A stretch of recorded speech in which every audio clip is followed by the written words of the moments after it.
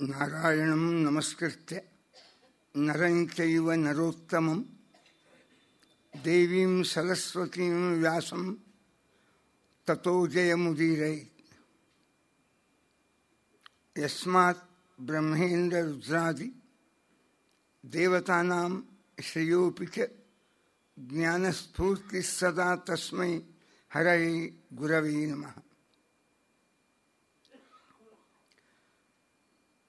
ಓಷ್ಠಾಪಿಧಾನಾನಕುಲಿ ದಂತೈಃ ಪರಿವೃತಾ ಪವಿಃ ಸರ್ವಸ್ಯೈವ ವಾಚ ಈಶಾನಃ ಚಾರು ಮಾಂ ಇಹ ವಾದಯೇತ್. ವ್ಯಾಸಾಯ ಭವನಾಶಾಯ ಶ್ರೀಶಾಯ ಗುಣರಾಶಯೇ ಹೃದ್ಯಾಯ ಶುದ್ಧವಿದ್ಯಾಯ ಮಧ್ವಾಯ ಚ ನಮೋ ನಮಃ. ಸಮಸ್ತ ಗುರುಭ್ಯೋ ನಮಃ. ಹರಿ ಓಂ. ಕಳೆದ 2 ದಿನಗಳಿಂದ ಮಹಾಭಾರತದ ವೇದವ್ಯಾಸ ದೇವರ ದೃಷ್ಟಿಯಲ್ಲಿ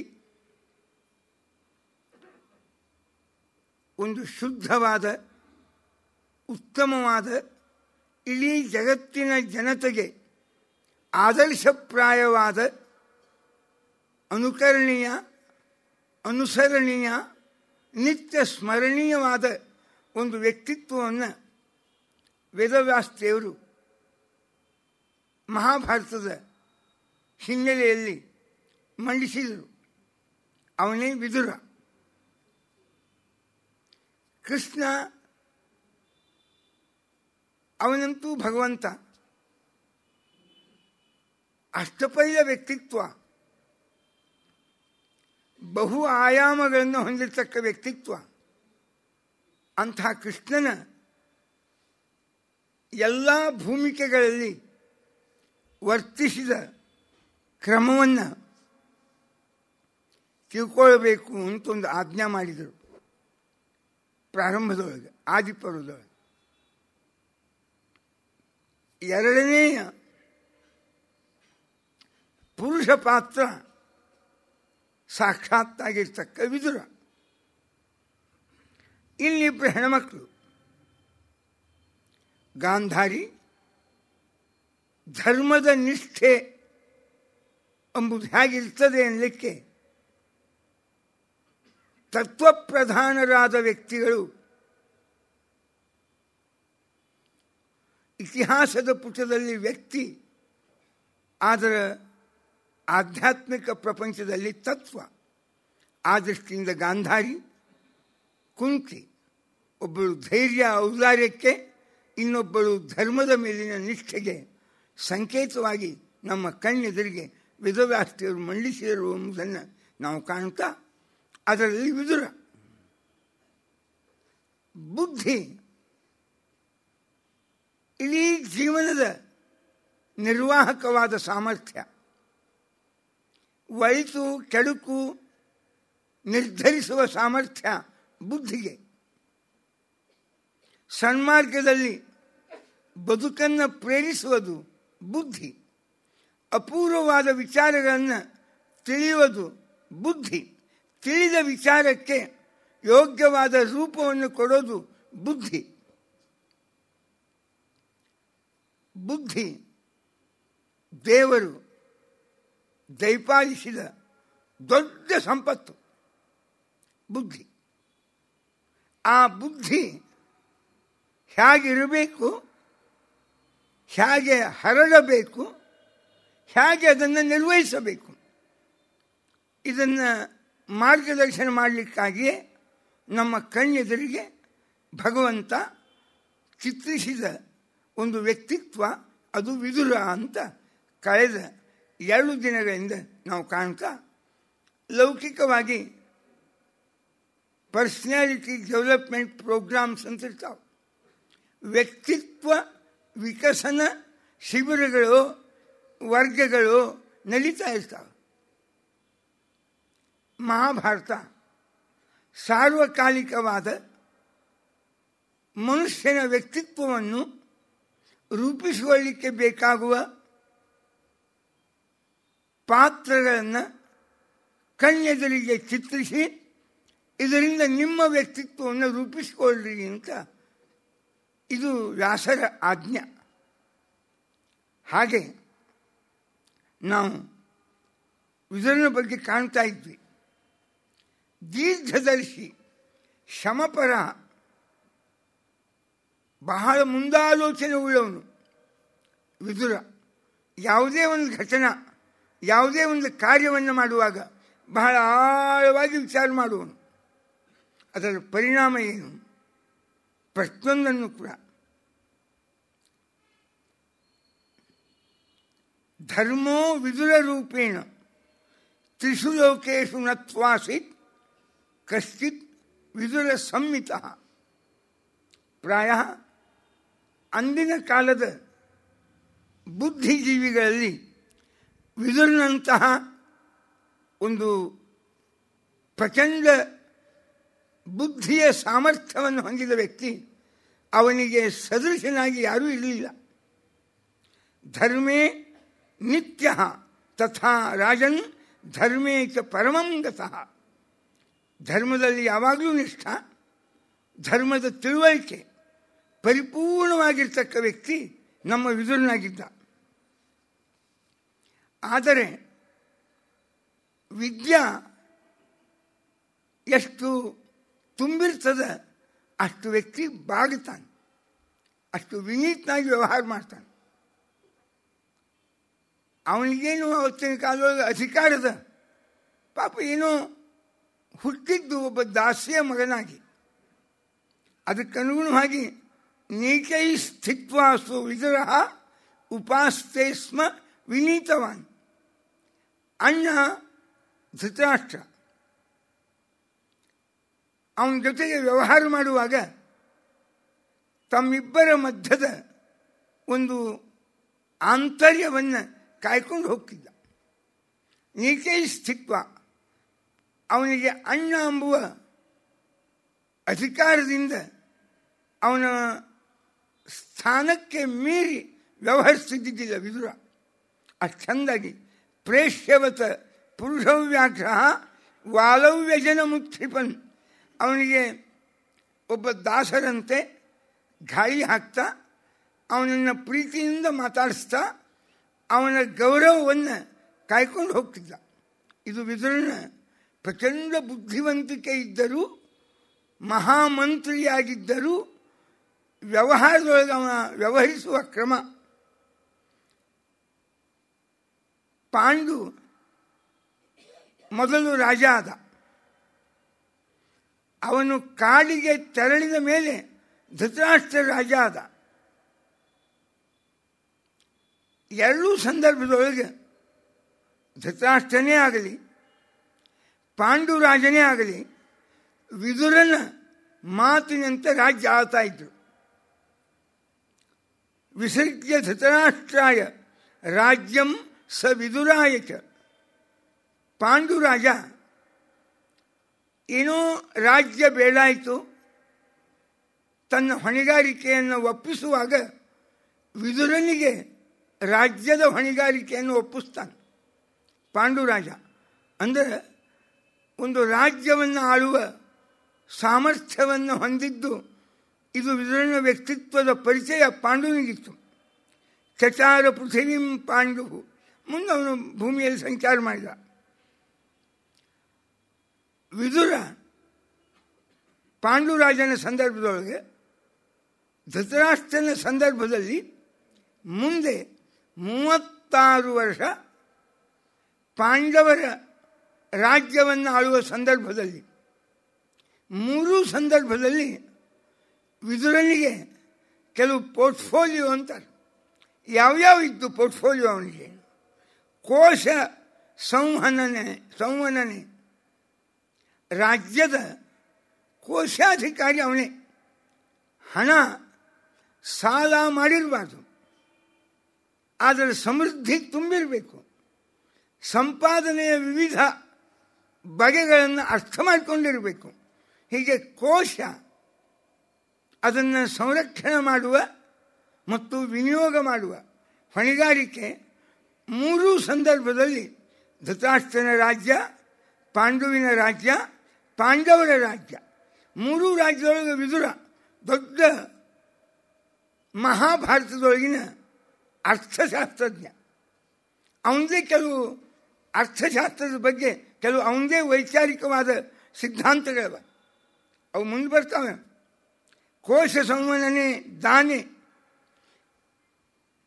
ಪ್ರಜೆಗಳಿಗೆ, ಮಂತ್ರಿಗಳಿಗೆ ಯಾರಿಗೆ ಎಷ್ಟನ್ನು ನೀಡಬೇಕು, ಇದೆಲ್ಲ ಈ ಅಧಿಕಾರ ವಿದುರನಿಗೆ ಇತ್ತು. ಮೂರು ಸಂದರ್ಭದೊಳಗೆ ಭೃತ್ಯಾನಾಂಚ ಅನ್ವವೇಕ್ಷಣೆ, ಕಾರ್ಮಿಕ ಇಲಾಖಾ, ಸಮಾಜ ಕಲ್ಯಾಣ ಇಲಾಖಾ, ಅರ್ಥಶಾಸ್ತ್ರಜ್ಞ, ಜೊತೆಗೆ ಯಾವಾಗ ಅವರವರ ಸಂಬಳವನ್ನು ಏರಿಸಬೇಕು, ಕರ್ತವ್ಯ ಕರ್ಮಗಳನ್ನು ನಿರ್ಧರಿಸಬೇಕು.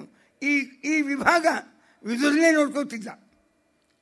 ಭರಣೇ ಚೈವ ಸರ್ವಸ್ಯ, ಎಲ್ಲರಿಗೂ ಅವು ಡಿ ಎ ಹೆಚ್ಚಾಗೋದು, ಅವು ಏನೇನು ಹೆಚ್ಚಾಗೋದು ಇರ್ತಾವೆ. ಅವ್ರ ಮೇಲೆ ಅವ್ರು ಏರಿಸೋಣ, ಇವ್ರು ಏರಿಸ್ಬೇಕು, ಇವ್ರು ಏರಿಸೋಣ ಮತ್ತು ಅವ್ರು ಏರಿಸ್ಬೇಕು, ಸೆಂಟ್ರಲ್ ಗೌರ್ಮೆಂಟು ಆ ಏನೊಂದು ನೇಯ, ಇವೆಲ್ಲ ನಿರ್ವಹಣೆಯನ್ನು ಮಾಡ್ತಕ್ಕ ವ್ಯಕ್ತಿ ವಿದುರನಾಗಿದ್ದ.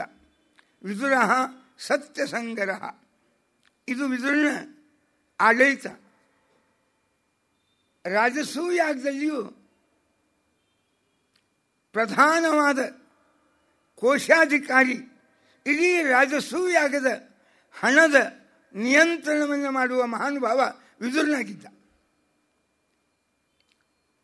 ಇವು ವಿದುರನ ವ್ಯಕ್ತಿತ್ವ. ಸ್ವಲ್ಪ ಈ ಮರಾಠಿ ಒಳಗೆ ಮತ್ತು ಕೆಲವು ಹಿಂದಿ ಒಳಗೆ, ಕನ್ನಡದಲ್ಲಿಯೂ ಸ್ವಲ್ಪ ಬಂದಾವಿಲ್ಲಂತಲ್ಲ, ವಿಮರ್ಶೆಯನ್ನು ಮಾಡುವಾಗ ಪ್ರಾಯ ಕೌರವರು ಪಾಂಡವರು ಮಧ್ಯದಲ್ಲಿ ದ್ವೇಷ, ಇದು ಮಹಾಭಾರತ ಅನ್ನುವುದಕ್ಕಿಂತ ಕೌರವರು ಪಾಂಡವರು ಕೂಡಿ ಕರ್ಣನ ದ್ವೇಷ ಮಾಡಿದ್ದೇ ಮಹಾಭಾರತ ಅಂತ ಒಂದು ಇತ್ಯರ್ಥಕ್ಕೂ ಬರು ಜನ ಅದ. ವಿಮರ್ಶಾ ದೃಷ್ಟಿಯಿಂದ ಅವರಿಗೆ ಅವನೇನೋ ಒಬ್ಬ ದಲಿತ್ ಪೆಂಥರ್ ಲೀಡರ್, ಒಬ್ಬ ಶೋಷಿತ ವರ್ಗದ ಪ್ರತಿನಿಧಿಯಾಗಿ ಕಣ್ಣೆದುರಿಗೆ ಕರ್ಣನನ್ನು ಇಟ್ಕೊಂಡು ಆ ಮೂಲಕವಾಗಿ ಇಡೀ ಮಹಾಭಾರತ ಎಂಬುದು ಒಂದು ವರ್ಣ ವ್ಯವಸ್ಥೆಯ ಮನುವಾದಿಗಳ ಅಥವಾ ಕೋಮುವಾದಿಗಳ ಒಂದು ವಿಚಾರದ ಪ್ರತೀಕದ ಅಂತ ಒಂದು ತಮ್ಮದೇ ಆಗಿರ್ತಕ್ಕ ರೀತಿಯೊಳಗೆ ಎಲ್ಲ ಬಂದಿಗೆ ಎರಡು ಮಂದಿ ಹೆಸರೇನು ತುಂಬ ತೊಂಬ ಕಾರಣಿಲ್ಲ, ಇಲ್ಲೇ ತೊಂಬಲ್ಲ ಯಾರ ಹೆಸರು. ಅದು ಹಿಂಗೆ ಈ ರೀತಿಯಾಗಿ ಮಹಾಭಾರತದ ಮೇಲೆ ಆಕ್ಷೇಪ ಮಾಡುವ ಒಂದು ವರ್ಗದ ಅವರಿಗೆಲ್ಲ ಸ್ವಲ್ಪ ಉತ್ತರ ನಮಗೇನಿಲ್ಲಿ ಭಾಳ ಬೇಕಾಗುದಿಲ್ಲ. ಯಾಕಂದರೆ ಹೊರಗಿನ ಪ್ರದೂಷಿತವಾದ ವಿಚಾರಗಳ ಗಾಳಿ ನಮಗೇನು ಇಲ್ಲಿ ಬಡಿಯೋದಿಲ್ಲ. ಸ್ವಲ್ಪ ಗಾಳಿ ಗಟ್ಟ್ಯವ, ಆದರೆ ಸ್ವಲ್ಪ ಗಾಳಿ ಇಂಥವೇನು ಬರ್ತಾವೆ ಅದು ಪ್ರಾಯ ಯುವ ಜನಾಂಗನೋ ಬುದ್ಧಿಜೀವಿಗಳ ತಲೆ ಕೆಡಿಸ್ತಾವೆ. ಹಿಂಗಿತ್ತೇನು ಮಹಾಭಾರತ? ಹಾಗೆ ಹೀಗಿತ್ತೇನು ನಮ್ಮ ಭಾರತ ದೇಶದ ಪ್ರಾಚೀನವಾದ ಇತಿಹಾಸ ಎಂಬುವ ಅಪನಂಬಿಕೆ ನಮಗೆ ನಮ್ಮ ಸಂಸ್ಕೃತಿಯ ಬಗ್ಗೆ ಬರಬಾರ್ದು ಅನ್ನೋ ದೃಷ್ಟಿಯಿಂದ ಕೆಲವು ಇಂಥ ವಿಮರ್ಶೆಗಳನ್ನು ಮಾಡಲಿಕ್ಕೆ ಪ್ರಯತ್ನ ಪಡ್ತೀನಿ ಹೊರತು ಇಲ್ಲ ಮಹಾಭಾರತದ ಕಥೆನೇ ರಗಡದ. ಆದರೆ ಕರ್ಣ ವಿದುರ ಕಂಪೇರ್ ಮಾಡಿ ನೋಡಿದರೆ ಧೃತರಾಷ್ಟ್ರನೇ ಆಗಲಿ ದುರ್ಯೋಧನನೇ ಆಗಲಿ ಕರ್ಣನಿಗೆ ಪ್ರಧಾನವಾದ ಮಂತ್ರಿಯನ್ನಾಗಿ ಮಾಡಿ ಮುಖ್ಯ ಪೋರ್ಟ್ಫೋಲಿಯೋ ಅಂತಾರಲ್ಲ ಖಾತೆಗಳನ್ನು ನೀಡಿದ ಉಲ್ಲೇಖ ಮಹಾಭಾರತ ಇಲ್ಲ. ಆದರೆ ವಿದುರನಂತಹ ವ್ಯಕ್ತಿಯ ಅದ್ಭುತವಾದ ಗುಣಗಳನ್ನು ಅವಲೋಕಿಸಿದ ಭೀಷ್ಮರು ಪಾಂಡುರಾಜನ ರಾಜ್ಯವಾಳುವ ಸಂದರ್ಭದೊಳಗಾಗಲಿ ಧೃತರಾಷ್ಟ್ರ ರಾಜ್ಯವಾಳುವ ಸಂದರ್ಭದೊಳಗಾಗಲಿ ಮುಂದೆ 36 ವರ್ಷ ಪಾಂಡವರು ರಾಜ್ಯವನ್ನು ಆಳುವ ಸಂದರ್ಭದೊಳಗಾಗಲಿ ಅವನಿಗೆ ಇಷ್ಟು ಪ್ರಧಾನ ಖಾತೆ ಕೊಟ್ಟಿದ್ದರು ನಿರ್ವಹಣೆದೊಳಗೆ. ಅವು ಬಹಳ ಅದ್ಭುತವಾದಂಥ ರೀತಿಯೊಳಗೆ ನಾವು ನೋಡ್ತೀವಿ. ಅಂದರೆ ಕರ್ಣನಿಗಿಂತ ಜಾತಿಯೊಳಗೆ ವಿದುರ ಬಹಳ ಕಡಿಮೆ. ಜಾತೀಯತೆ ದೃಷ್ಟಿಯಿಂದ ನೋಡುವುದಾದ್ರೆ ಅವು ಎಡಗೈ ಬಲಗೈ ಅಂತೇನೋ ಅಂತಿರ್ತಾರೆ. ಮತ್ತು ಅದರೊಳಗೆ ಅದು ದಲಿತರೊಳಗೂ ಏನದ, ಅವು ಎಡಗೈ ಅಂತ ಬೇರೆ ಬಲಗೈ ಅಂತ ಬೇರೆ ಅವ, ಭಾಳ ವಿಭಾಗವ ಅದರೊಳಗೆಲ್ಲ. ಒಮ್ಮೊಮ್ಮೆ ಒಂದು ದೊಡ್ಡ ಟ್ರ್ಯಾಜಡಿ ಏನು ಅಂದ್ರೆ, ಎಷ್ಟು ಜಾತೀಯತೆ ಹೋಗಲಾಡಿಸ್ಬೇಕು ಅಂತ ಬಸವಣ್ಣ ಒದ್ದಾಡಿದ, ಅಷ್ಟು ಅವನ ಸಮಾಧಿ ಮೇಲೆ ಅಷ್ಟು ಜಾತೀಯ ಗುಂಪುಗಳನ್ನು ಕಟ್ಟಿಟ್ಟಾರೆ. ಅವನು ಎಲ್ಲರನ್ನೂ ಒಂದು ಮಾಡ್ಬೇಕಂದ, ಇವರು ಎಲ್ಲರನ್ನೂ 36 ಜಾತಿ ಮಾಡ್ಯಾರ. 4ನೇ ಬಣಿಜ್ಯಾರು, 8ನೇ ಬಣಿಜ್ಯಾರು, 12ನೇ ಬಣಿಜ್ಯಾರು, ರೂಪಾಯಿ ಬಣಿಜಿಗ ಎಂಬ ಒಂದು ಪೋರ್ಟ್ ಅಂದರೆ ಇಂಟರ್ನಲ್ ಆಗಿರ್ತಕ್ಕ ಒಂದು ವಿಭಾಗ ವೀರಶೈವರೊಳಗೆ. 4 4ನೇ ಬಣಿಜ್ಯಾರು ಬೇರೆ, 8ನೇದಷ್ಟು ಬಣಿಜ್ಯಾರು ಬೇರೆ. ಅವನಿಗೆ ಏನಿತ್ತು ಅದಕ್ಕೆ ಶಿವರುದ್ರಪ್ಪನವ್ರು ಒಂದೇನೋ ಹಾಡು ಮಾಡಿದ್ರು. ಅನಾವರಣವಾಯಿತಂತೆ ಗಾಂಧೀಜಿಯ ಚಿತ್ರಕ್ಕೆ, ಸತ್ತ ಗಾಂಧಿ ಅತ್ತನಂತೆ ಈ ವಿಚಿತ್ರ ಕರ್ಮಕ್ಕೆ. ಆವರಣವೇ ಇಲ್ಲದವನಿಗೆ ಅನಾವರಣವೆಂತದು. ಭಾವ ಕಾವ್ಯ ಬ್ಯಾಡ ನನಗೆ ಬೇಕಾದದ್ದು. ನಾವು ತತ್ವಗಳ ಸಮಾಧಿ ಮಾಡಿ ವ್ಯಕ್ತಿ ಪೂಜಾ ಪ್ರಾರಂಭ ಮಾಡುವ ಒಂದು ಹವ್ಯಾಸ ಪ್ರಾಯ ಯಾಕೆ ಹೊಕ್ಕೋದು ಭಾರತೀಯರಿಗೆ. ವಿದುರ ಪಾಪ ಅತಿ ಕಡಿಮೆ ಜಾತಿ ಅವ, ಆದರೆ ಅವನಿಗಿರ್ತಕ್ಕ ಪೋರ್ಟ್ಫೋಲಿಯೋ, ಅವನ ಮಾತಿಗಿರ್ತಕ್ಕ ಬೆಲೆ, ಅವನ ವ್ಯಕ್ತಿತ್ವಕ್ಕೆ ಇರ್ತಕ್ಕಂತಹ ಒಂದು ಗಂಭೀರತೆ ಮಹಾಭಾರತ ಯಾರಿಗೂ ಇಲ್ಲ. ಸ್ಪಷ್ಟವಾದಿ, ನಿಷ್ಠುರವಾದಿ, ಸತ್ಯ ಬಹಳ ನಿಷ್ಠುರ ಇರ್ತದೆ. ಈ ನಿಷ್ಠುರತ ಯಾಕೆ ಬಂದಿತ್ತು ವಿದುರನಿಗೆ ಎಂದಾಗ ಒಂದು ಸಣ್ಣ ಸೂತ್ರ ಅವನ ಬದುಕಿನಾಗ, ಯಾರಿಗೆ ಸ್ವಾರ್ಥ ಎಂಬುದು ಏನೂ ಇರದೆ ಸಮಾಜದ ಹಿತದ ದೃಷ್ಟಿ ಮಾತ್ರ ಇರ್ತದೆ, ಆ ವ್ಯಕ್ತಿ ಬಹಳ ಸ್ಪಷ್ಟ ಇರ್ತಾನೆ, ಪ್ರಾಮಾಣಿಕ ಇರ್ತಾನೆ, ನಿಷ್ಠುರ ಇರ್ತಾನೆ. ಸ್ವಲ್ಪ ಆದರೂ ಸ್ವಾರ್ಥದ ದುರ್ಗಂಧ ವ್ಯಕ್ತಿಯ ವ್ಯಕ್ತಿತ್ವದೊಳಗೆ ಸೇರಿತ್ತು ಅಂದರೆ ಅವ ಎಂದೂ ಅದು ಹಿಂದಿಯೊಳಗೆ ಹೇಳಂಗೆ ಹಿಚ್ಕಿಚ್ಚಾನ, ಸ್ವಲ್ಪ ಹಿಂದೆ ಮುಂದೆ ಸೇರಿತಾನೆ. ಹೌದು ಇಲ್ಲ, ಅದು ಸಹ ರಾಮಾಯ ಸ್ವಸ್ತಿ ರಾವಣಾಯ ಸ್ವಸ್ತಿ ಇಬ್ಬರಿಗೂ. ಯಾಕೆಂದ್ರೆ ಈ ಸ್ವಾರ್ಥ ಸ್ವಲ್ಪ ಇದ್ದರೂ ಮನುಷ್ಯ ತತ್ವದಿಂದ ನೀತಿಯಿಂದ ಎಷ್ಟೇ ತಿಳ್ಕೊಂಡಿದ್ರು ಹಿಂದೆ ಸರಿತಾನೆ. ಅದು ಯಾವುದು ಇದ್ದಿದ್ದಿಲ್ಲ ವಿದುರನಿಗೆ. ಹೀಗಾಗಿ ಓಪನ್ ವ್ಯಕ್ತಿತ್ವ. ರಾಜಕಾರಣದಾಗ ಕೆಲವು ಇಂಥ ವ್ಯಕ್ತಿಗಳು ಸಮಾಜಕ್ಕೆ ಯಾವಾಗಲೂ ಸ್ವಲ್ಪ ಈ ಸಮಾಜದ ಈ ರಾಜಕೀಯ ವ್ಯಕ್ತಿಗಳಿಗೆ ಅವು ಸ್ವಲ್ಪ ಸಿಂಹ ಸ್ವಪ್ನನೇ. ಪ್ರಾಮಾಣಿಕತೆ ಇಂದಿನ ರಾಜಕಾರಣದೊಳಗೆ ದೊಡ್ಡ ಸಿಂಹ ಸ್ವಪ್ನ. ನಮ್ಮ ಧೃತರಾಷ್ಟ್ರನಿಗೂ ಅದೇ ಸಮಸ್ಯೆ. ಅಣ್ಣನಿಗೆ ತಮ್ಮನ ಅಂಜಿಕೆ, ವೀರ ಕ್ಷತ್ರಿಯನಿಗೆ ಒಬ್ಬ ಶೂದ್ರನಿಂದ ಅಂಜಿಕೆ, ಒಬ್ಬ ರಾಜನಿಗೆ ಒಬ್ಬ ಸಾಮಾನ್ಯ ಮಂತ್ರಿಯಿಂದ ಅಂಜಿಕೆ. ಇದು ಏನದ, ಇದು ವ್ಯಕ್ತಿತ್ವ ವಿದುರನದು. ಆ ಹಿನ್ನೆಲೆಯೊಳಗೆ ವಿದುರ ಎಷ್ಟು ಹೊಣೆಗಾರಿಕೆಯನ್ನು ಹೊತ್ತು ಒಂದು ರಾಜಸೂಯಾಗ, ಒಂದು ಪಾಂಡವರ ರಾಜ್ಯದೊಳಗೆ ಸಂಪೂರ್ಣ ಕೋಶ, ಹಣ, ವಿತ್ತ ಖಾತೆ ಪೂರ್ಣ ಅವನ ಕೈಯಾಗಿ ಪ್ರತಿಯೊಬ್ಬ ನಾಗರಿಕರ ಮೂಲಭೂತ ಅವಶ್ಯಕತೆಗಳನ್ನು ಗಮನಿಸಿ ಅದಕ್ಕೆ ಅನುಗುಣವಾಗಿ ಸ್ಪಂದಿಸುವ ವ್ಯಕ್ತಿ ವಿದುರನಾಗಿದ್ದ. ಗುಣ, ಸಮಾಜ ಗುಣಗಳನ್ನು ಗೌರವಿಸ್ತದೆ ಹೊರತು ಜಾತಿಯನ್ನು ಬಹಳ ಅಲ್ಲ ಅಂತ ನಾನು 2 ದಿವಸದಿಂದ ಪಿಸ್ಕಾದಾಗ ನಿಮ್ಮ ಮುಂದೆ ಹೇಳಿ. ಆ ಕಂಪೇರಿಟಿವ್ ಸ್ಟಡಿ ಮಾಡಿದ್ರೆ ಭೀಷ್ಮ ದ್ರೋಣಾದಿಗಳೆಲ್ಲ ಒಂದು ಕಡೆಗೆ, ನಮ್ಮ ವಿದುರನೇ ಒಂದು ಕಡೆಗೆ. ವೇದವ್ಯಾಸರು ಭೀಷ್ಮರ ಜೀವನದೊಳಗೆ ಏನು ಮೌಲ್ಯ ಕಡಿಮಿಲ್ಲ. ಇಡೀ ಮಹಾಭಾರತದ ಪ್ರತಿಯೊಂದು ಪಾತ್ರಗಳ ಹಿಂಗವ ಕರಿ ಬಿಳಿ ನೂಲಿನ ಎಳೆಗಳಿಂದ ನೇಯ್ದ ಒಂದು ಬಟ್ಟಿದ್ದಂಗವ ಎಲ್ಲರ ವ್ಯಕ್ತಿತ್ವ. ಕರಿತನೂ ಅದ, ಬಿಳಿತನೂ ಅದ, ಪ್ರತಿಯೊಬ್ಬರ ಜೀವನದಾಗ ಅವ ಯಾವ ಸಮ್ಮಿಶ್ರ ಜೀವನ ಇರ್ತಾವ, ಸಮ್ಮಿಶ್ರ ವ್ಯಕ್ತಿಗಳಿರ್ತಾರೆ. ಹಂಗೂ ಹಿಂಗೂ ಕೂಡೇ ಅದಕ್ಕೆ ಪ್ರಸಿದ್ಧವಾದ ಒಂದು ಉದಾಹರಣೆ ಅಂದರೆ ಗಂಡ ಭೇರುಂಡ. ಗಂಡ ಭೇರುಂಡ ನಮ್ಮ ಪಕ್ಷಿಯೇ ಇಲ್ಲ. ಮತ್ತು ಅದು ಮನುಷ್ಯನ ವ್ಯಕ್ತಿತ್ವದ ಒಂದು ಪ್ರತಿರೂಪ. ಗಂಡ ಭೇರುಂಡ ಅಂದರೆ 2 ಮುಖ ಇರ್ತಾವೆ. ಹಂಗೆ ಇವತ್ತಿನ ತನಕ ಪಕ್ಷಿ ಇಲ್ಲ.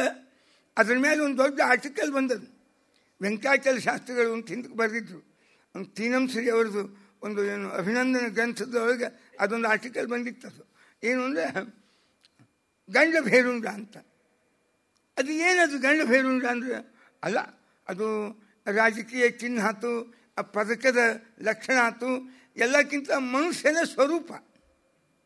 ಒಂದು ಮುಖ ಇದ್ದಾಗ ಇನ್ನೊಂದು ಮುಖ ಇದ್ದಾಗ, ಒಂದು ಧರ್ಮ ಇನ್ನೊಂದು ಅಧರ್ಮ. ಒಮ್ಮೆ ಏನು ಭಾಳ ಆಧ್ಯಾತ್ಮಿಕವಾಗಿ ದೇವರು ಧರ್ಮ ಅತ್ತಾಗ ಒಂದು ಮುಖ, ಇನ್ನು ಪಾರ್ಟಿ ಒಳಗೆ ಬೇಕಾಷ್ಟು ತಿಂದು ಕುಡಿದು ಮತ್ತು ಝೋಲಿ ಹೊಡೆಯೋದು ಇದು ಒಂದು ಮುಖ. ಇದಕ್ಕೆ ದ್ವಿಮುಖ ಜೀವನ ಅಂತ ಕರೀತಾರೆ.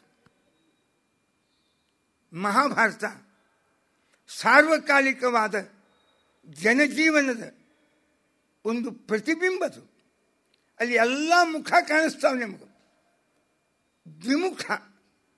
ನಮ್ಮ ಕರ್ಣ ದ್ವಿಮುಖಕ್ಕೊಂದು ಸಂಕೇತ ಆಗ್ತಾನೆ. ಇತ್ತಾಗ ಭಾರಿ ಧಾರ್ಮಿಕ, ಇತ್ತಾಗ ಅಷ್ಟೇ ಕುಹಕ ಬುದ್ಧಿಯ ಈ ದುರ್ಯೋಧನನ ಅನ್ಯಾಯಗಳಿಗೆ ಮೂಲ ಬ್ರೇನ್ ಕರ್ಣ. ಎಲ್ಲ ಯೋಚನೆ ಹುಟ್ಟಿದ ಅವನ ತಲೆಯೊಳಗೆ. ಹೀಗಾಗಿ ಇವರೆಲ್ಲ ಒಂದು ರೀತಿ ಸಫರ್ ಆಗಿರ್ಬೋದು. ಆದರೆ ನಮ್ಮ ಎದುರಿಗೆ ಒಂದು ಆದರ್ಶ ಅಂತ ಬಿಂಬಿಸ್ಲಿಕ್ಕೆ ವೇದವ್ಯಾಸದೇವರಿಗೆ ಇವರು ಯಾರೂ ಸಮ್ಮತರಾಗಲಿಲ್ಲ. ಕರ್ಣನೂ ಆಗಲಿಲ್ಲ, ಭೀಷ್ಮಾಚಾರ್ಯೂ ಆಗಲಿಲ್ಲ, ದ್ರೋಣಾಚಾರ್ಯರೂ ಆಗಲಿಲ್ಲ, ಅಶ್ವತ್ಥಾಮನೂ ಆಗಲಿಲ್ಲ. ಅವ್ರ ದೃಷ್ಟಿಯೊಳಗೆ ಆದಿಪರ್ವದ ಮಾತು ನಿನ್ನೆ ಕೊನೆಗೆ ನಾನು ಮುಕ್ತಾಯವಾಗಿ ಹೇಳಿದ್ದೆ. ವಾಸುದೇವಸ್ಯ ಮಹಾತ್ಮ್ಯಂ ಪಾಂಡವಾನಾಂಚ ಸತ್ಯತಾಂ ಕ್ಷತ್ತು ಪ್ರಜ್ಞಂ. ಕ್ಷತ್ತ ಅಂದರೆ ವಿದುರ, ಅವನ ಪ್ರಜ್ಞಾ ಏನು ಬುದ್ಧಿವಂತಿಕೆ, ಏನು ಬುದ್ಧಿವಂತಿಕೆ. ಕ್ಷತ್ತು ಪ್ರಜ್ಞಾಂ ಧೃತಿಂ ಕುಂತ್ಯಾ. ಧೈರ್ಯ ಅನ್ಬೇಕು, ಔದಾರ್ಯ ಅನ್ಬೇಕು, ಕುಂತಿದು. ಗಾಂಧಾರ್ಯ ಧರ್ಮಶೀಲತಾಂ ಕೃಷ್ಣದ್ವೈಪಾಯನೋ ಅಬ್ರವೀತ್. ಇದು ಮಹಾಭಾರತದೊಳಗೆ ವೇದವ್ಯಾಸರು ನಮ್ಮ ಕಣ್ಣೆದುರಿಗೆ ಚಿತ್ರಿಸಿದರು. ಅದರೊಳಗೆ ವಿದುರನ ಪಾತ್ರ ಬಂದದ್ದು. ಬಹಳ ಆಶ್ಚರ್ಯ. ಕೃಷ್ಣಂದು ಬಿಟ್ಬಿಡ್ರಿ, ಅದು ಲೋಕಾತೀತ. ಅವ ಯೋಗೀಶ್ವರ, ಯೋಗೇಶ್ವರ. ಅವ ಉಪರಿ ಚರ. ಸರ್ವೇಷಾಂ ಉಪರಿ ಚರತಿ ಇತಿ ಉಪರಿಚರ ಅಂತ ಮಹಾಭಾರತ ಕೃಷ್ಣನನ್ನು ಸಂಬೋಧಿಸಿದ ಒಂದು ಶಬ್ದ. ಪ್ರಾಯ ಎಲ್ಲರ ಮೇಲೆ ಕಂಟ್ರೋಲು, ಎಲ್ಲರ ಮೇಲೆ ನಿಯಂತ್ರಣ, ಎಲ್ಲರ ಮೇಲೆ ಪ್ರಭಾವ, ಎಲ್ಲ ಕಾಲದಲ್ಲಿ ಬೀರಿದ ವ್ಯಕ್ತಿಗೆ ಉಪರಿ. ಅದು ಸಂಸ್ಕೃತ ಶಬ್ದ. ಊಪರ್ ಹಿಂದಿ ಶಬ್ದ, ಅಪ್ಪರ್ ಅದು ಇಂಗ್ಲಿಷ್ ಶಬ್ದ.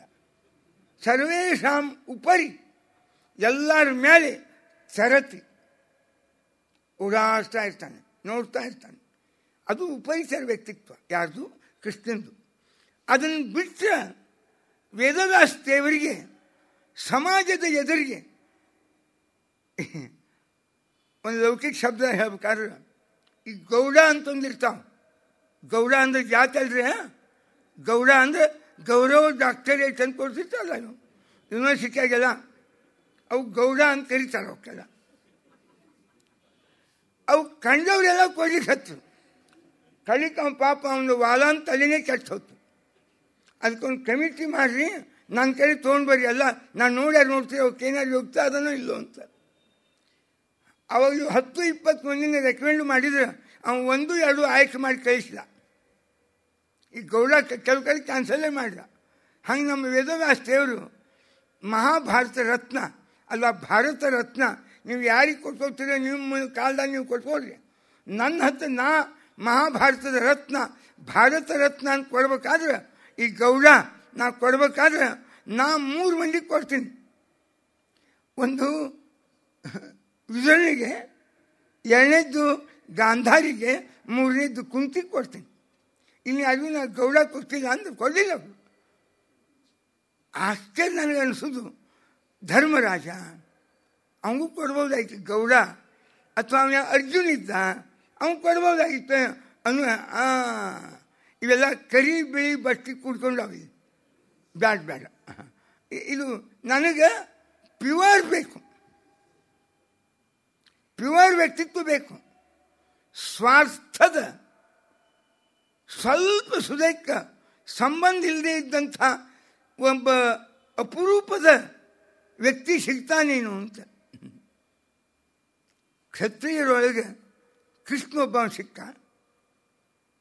ಇನ್ನು ಶೂದ್ರ ಅಂತ ನಾವು ಕರಿತೀವಿ ಆ ವಿದುರೊಬ್ಬ ಸಿಕ್ಕ. ಇಬ್ಬರು ಹೆಣ್ಮಕ್ಳು ಸಿಕ್ಕರು. ಅವರಿಗೆ ಭಾರತದ ಗೌಡ ಸಿಗ್ತವ್ರಿ, ಗೌರವ ಡಾಕ್ಟರೇಟ್ ಸಿಗ್ತವ್ರಿ. ಅದು ಅಂಥದ್ದನ್ನು ವೇದವ್ಯಾಸ ದೇವರ ದೃಷ್ಟಿಯೊಳಗೆ ಪಡಿಬೇಕಾಗಿದ್ರೆ ಅವರಿಗೆ ಈ ಮಹಾನುಭಾವನ ಜೀವನ ಕ್ರಮ, ತಿಳುವಳಿಕೆ, ಅವನ ವ್ಯವಹಾರ, ಅವನ ಬದುಕುವ ಕ್ರಮ ಎಷ್ಟು ಪರಿಣಾಮ ಬೀರಿರಬೇಕು ವೇದವ್ಯಾಸರಿಗೆ. ವ್ಯಾಸರು ಅವರಿಗೆ ಜಗತ್ತಿನಾಗ ಹೇಳದೇ ಇದ್ದ ವಿಚಾರಗಳೇ ಇಲ್ಲ. ಪ್ರಚಂಡ ಜ್ಞಾನಿ ವೇದವ್ಯಾಸರು. ಏನು ವ್ಯಾಸರು? ಅವರು ಕೊಟ್ಟ ವಾಂಗ್ಮಯದ ಮೇಲೆ ಇಷ್ಟು ಮಂದಿ ಆಚಾರ್ಯರು, ಇಷ್ಟು ಸಿದ್ಧಾಂತಗಳು, ಇಷ್ಟು ಮತಗಳು, ಇಷ್ಟು ಧರ್ಮಗಳು, ಇಡೀ ಏನು ಭಾರತ ದೇಶದಾಗ ಏನೊಂದು ಸಂಸ್ಕೃತಿ ಅಂತ ವಿಸ್ತಾರವಾಗಿ ಬೆಳೆದದ. ಇದರ ಒಬ್ಬ ಮೂಲ ಜನಕ ವೇದವ್ಯಾಸರು. ಅವರೇ ಬರೆದದ್ದು ಭಗವದ್ಗೀತಾ. ಅದ್ರ ಮೇಲೆ ಎಷ್ಟು ಮಂದಿ ಮಾತಾಡ್ತಾರೆ, ಅಂದು ಮಾತಾಡಿದ್ರು ಇಂದು ಮಾತಾಡ್ತಾರೆ. ಒಂದು ಅನುವಾದಂತೂ ಜಗತ್ತಿನ ಎಲ್ಲ ಭಾಷಾದಾಗ ಆಗಿದೆ. ವ್ಯಾಖ್ಯಾನ, ಕಾಮೆಂಟ್ರಿ ತನ್ನದೇ ಆದ ದೃಷ್ಟಿಯೊಳಗೆ ಭಗವದ್ಗೀತೆಯನ್ನು 300 ರೀತಿಯಾಗಿ ಅರ್ಥೈಸ್ಯಾರ. ಒಂದು ಶಬ್ದ, ಒಂದು ವಾಕ್ಯ 300 ರೀತಿಯಾಗಿ ಇಂಟರ್ಪ್ರಿಟೇಷನ್ ಆಗಲಿಕ್ಕೆ ಸಾಧ್ಯತೆ ಏನು ಒಂದೊಂದು ವಾಕ್ಯಕ್ಕೆ. ಅದು ವ್ಯಾಸರ ಮಾತು. ಭಗವದ್ಗೀತಾ, ಬ್ರಹ್ಮಸೂತ್ರ ಎಲ್ಲ ಆಚಾರ್ಯರು, ಒಬ್ಬರು ಶಂಕರ, ರಾಮಾನುಜ, ನಿಂಬಾರ್ಕ, ಮಧ್ವ, ವಲ್ಲಭ, ಚೈತನ್ಯ, ಚಿನ್ಮಯಾನಂದಜಿ ಹಿಡ್ಕೊಂಡು ಎಲ್ಲ ಅಂದಿನಿಂದ ಇಂದಿನ ತನಕ. ಹಂಗೆ ವಾಲ್ಮೀಕಿ ರಾಮಾಯಣಕ್ಕೆ ಅಂತಿರ್ತೀವಿ ನಾವು. ವಾಲ್ಮೀಕಿಯಿಂದ ಹಿಡ್ಕೊಂಡು ವೀರಪ್ಪ ಮೊಯ್ಲಿ ತನಕ ಎಲ್ಲರ ಕೈಯಾಗ ಸಿಕ್ಕದು ರಾಮಾಯಣ. ಹಂಗೆ ಗೀತಾ ಎಲ್ಲ ಕೈಯಾಗ ಸಿಕ್ಕದು. ಎಲ್ಲರೂ ತಮ್ಮ ಬಿಸ್ನೆಸ್ ಮ್ಯಾನೇಜ್ಮೆಂಟ್ ಇನ್ ಭಗವದ್ಗೀತಾ ಪುಸ್ತಕ ಬಂದ ದೊಡ್ಡ ಪುಸ್ತಕ. Law and administration in Bhagavad Gita ಅಂತೂ ಒಂದು ಪುಸ್ತಕ ಬಂದದ್ದು. ಸುಪ್ರೀಂ ಕೋರ್ಟ್ ಚೀಫ್ ಜಸ್ಟಿಸೇ ಬರ್ತಾರೆ. ಎನಾಟಮಿ ಇನ್ ಭಗವದ್ಗೀತಾ ಒಬ್ಬ ಡಾಕ್ಟರ್ ಬರ್ತಾನೆ. ಎನಾಟಮಿ ಇನ್ ಭಗವದ್ಗೀತಾ. ಊರ್ಧ್ವಮೂಲಂ ಅಧಶಾಖಂ ಅಶ್ವತ್ಥಂ ಪ್ರಾಹುರವ್ಯಯಂ ಊರ್ಧ್ವಮೂಲಂ. ಈ ತಲೆ, ಮನುಷ್ಯನ ಬಾಡಿ ತಲೆ, ಅದು ಎಲ್ಲ ಇಡೀ ನಮ್ಮ ದೇಹದ ಸಂಚಾಲಕ ಶಕ್ತಿ. ಇಲ್ಲಿ ಎಷ್ಟು ಖಾತೆಗಳವ, ಅದೊಂದು ಎನಾಟಮಿ. ಹಿಂಗೆ ಗೀತಾ ಇವು ವ್ಯಾಸರ ಮಾತು, ವ್ಯಾಸರ ಗೀತೆ, ವ್ಯಾಸರ ಬ್ರಹ್ಮಸೂತ್ರಗಳು ಎಲ್ಲರಿಗೂ ಯಾರ್ಯಾರು ನೋಡ್ತಾರೆ ಅವರಿಗೆ ಅವರವ್ರದ್ದೇ ವಿಚಾರ ಅದರ ಅಭಿವ್ಯಕ್ತಿಯಾಗಿ ಕಾಣ್ತಾವೆ. ಇದು ವ್ಯಾಸ ಸೃಷ್ಟಿ. ಇದು ಇಡೀ ವೇದ ವಿಭಾಗ ಮಾಡಿದವರು ಅವರೇ, ಎಲ್ಲ ವಿಭಾಗ ಮಾಡಿದವರು ಅವರೇ. ಭಾಗವತಾದಿ, ವಿಷ್ಣು ಪುರಾಣಾದಿ 18 ಪುರಾಣಗಳನ್ನು ರಚನಾ ಮಾಡಿದ ಮಹಾನ್ ಭಾವರು ಅವರೇ. 18 ಉಪಪುರಾಣಗಳು, ಸ್ಮೃತಿಗಳು ಎಷ್ಟು ರಚನೆ ಮಾಡ್ಯಾರಿ ವಾಂಗ್ಮಯ. ಅವರು ರಚಿಸಿದ ವಾಂಗ್ಮಯದ ಆಧಾರದ ಮೇಲೆ ಇಡೀ ಭಾರತೀಯ ಸಂಸ್ಕೃತಿ, ನಮ್ಮ ಜನಜೀವನ ಇದು ಬೆಳೆದು ನಿಂತದ್ದು. ಅಂಥ ವಾಂಗ್ಮಯ, ವಾಗ್ಗೇಯಕಾರ ಯಾರು? ನಮ್ಮ ವೇದವ್ಯಾಸರು. ಅವರ ವಾಂಗ್ಮಯ ಪ್ರಪಂಚ ಏನು ಅಸಾಧ್ಯ, ಅದು ದೊಡ್ಡದು ವಾಂಗ್ಮಯ ಪ್ರಪಂಚ. ಅಂತಹ ವ್ಯಾಸರು ಇಷ್ಟು ದೊಡ್ಡ ಜಗತ್ತಿನ ಸಾರ್ವಕಾಲಿಕವಾದ ಒಂದು ವಿಶ್ವಕೋಶ ರಚನಾ ಮಾಡಿದರು. ಭಾರತದ ರೂಪದಲ್ಲಿ, ಮಹಾಭಾರತದ ರೂಪದೊಳಗೆ ಬರೆದು ಇಷ್ಟು ಮಂದಿ ನಿಮ್ಮೆಲ್ಲರ ಬದುಕಿಗೆ ನಿತ್ಯ ಅನಿವಾರ್ಯ. ಇವ್ರನ್ನ ತಿಳಿದು 4-5 ಮಂದಿ ವಾಸುದೇವಸ್ಯ ಮಹಾತ್ಮ್ಯಂ ಕ್ಷತ್ತು ಪ್ರಜ್ಞಾಂ ಗಾಂಧಾರ್ಯ ಧರ್ಮಶೀಲತಾಂ ಧೃತಿಂ ಕುಂತ್ಯಾ ಧೈರ್ಯಾನ್ಮ ಕುಂತಿದ್ದು. ಇದು ವ್ಯಾಸರ ಬಾಯಿಂದ, ವ್ಯಾಸರ ಕೈಯಿಂದ, ವ್ಯಾಸರ ಕೃತಿಯೊಳಗೆ ಇಂತಹ ಒಂದು ಸ್ಥಾನ ವಿದುರ ಯಾವಾಗ ಪಡೆದಾನಂದಾಗ ವ್ಯಾಸರ ದೃಷ್ಟಿ, ಅವರ ದೃಷ್ಟಿಯೊಳಗೆ ಆಯ್ಕೆಯಾದ, ಸಫಲನಾದ, ಯಶಸ್ವಿಯಾದ ಒಬ್ಬ ಮಹಾನುಭಾವ ವಿದುರ ಅಂತ. ಇಷ್ಟಾದರೂ ನಮಗೆ ವಿದುರನ ಬಗ್ಗೆ ಒಂದು ಕಲ್ಪನೆ, ತಿಳುವಳಿಕೆ ಬಂದ್ರೆ ವಿದುರನ ಪಾತ್ರಕ್ಕೆ ನಾವು ಒಂದು ನ್ಯಾಯವನ್ನು ಒದಗಿಸಿದಂತೆ ಆಗ್ತದೆ. ಇಲ್ಲಾಂದರೆ ಮತ್ತು ಪೂರ್ವಗ್ರಹ ಪಕ್ಷಪಾತದಿಂದ ನಾವು ವಿದುರನನ್ನು ನೋಡಿದರೆ ವಿದುರ ಅರ್ಥ ಆಗೋದಿಲ್ಲ. ಅವನು ಎಲ್ಲದಿಂದ ಬಿಟ್ಟು ನೋಡಬೇಕು. ಹಂಗೆ ನೋಡಿಯೇ ವೇದವ್ಯಾಸದೇವರು ನಮ್ಗೆ ಹೇಳಿರ್ತಕ್ಕಂಥದ್ದು. ಇಂತಹ ಅದಕ್ಕೆ ವಿದುರ ಬಹಳ ಬುದ್ಧಿವಂತ ಇದ್ದ.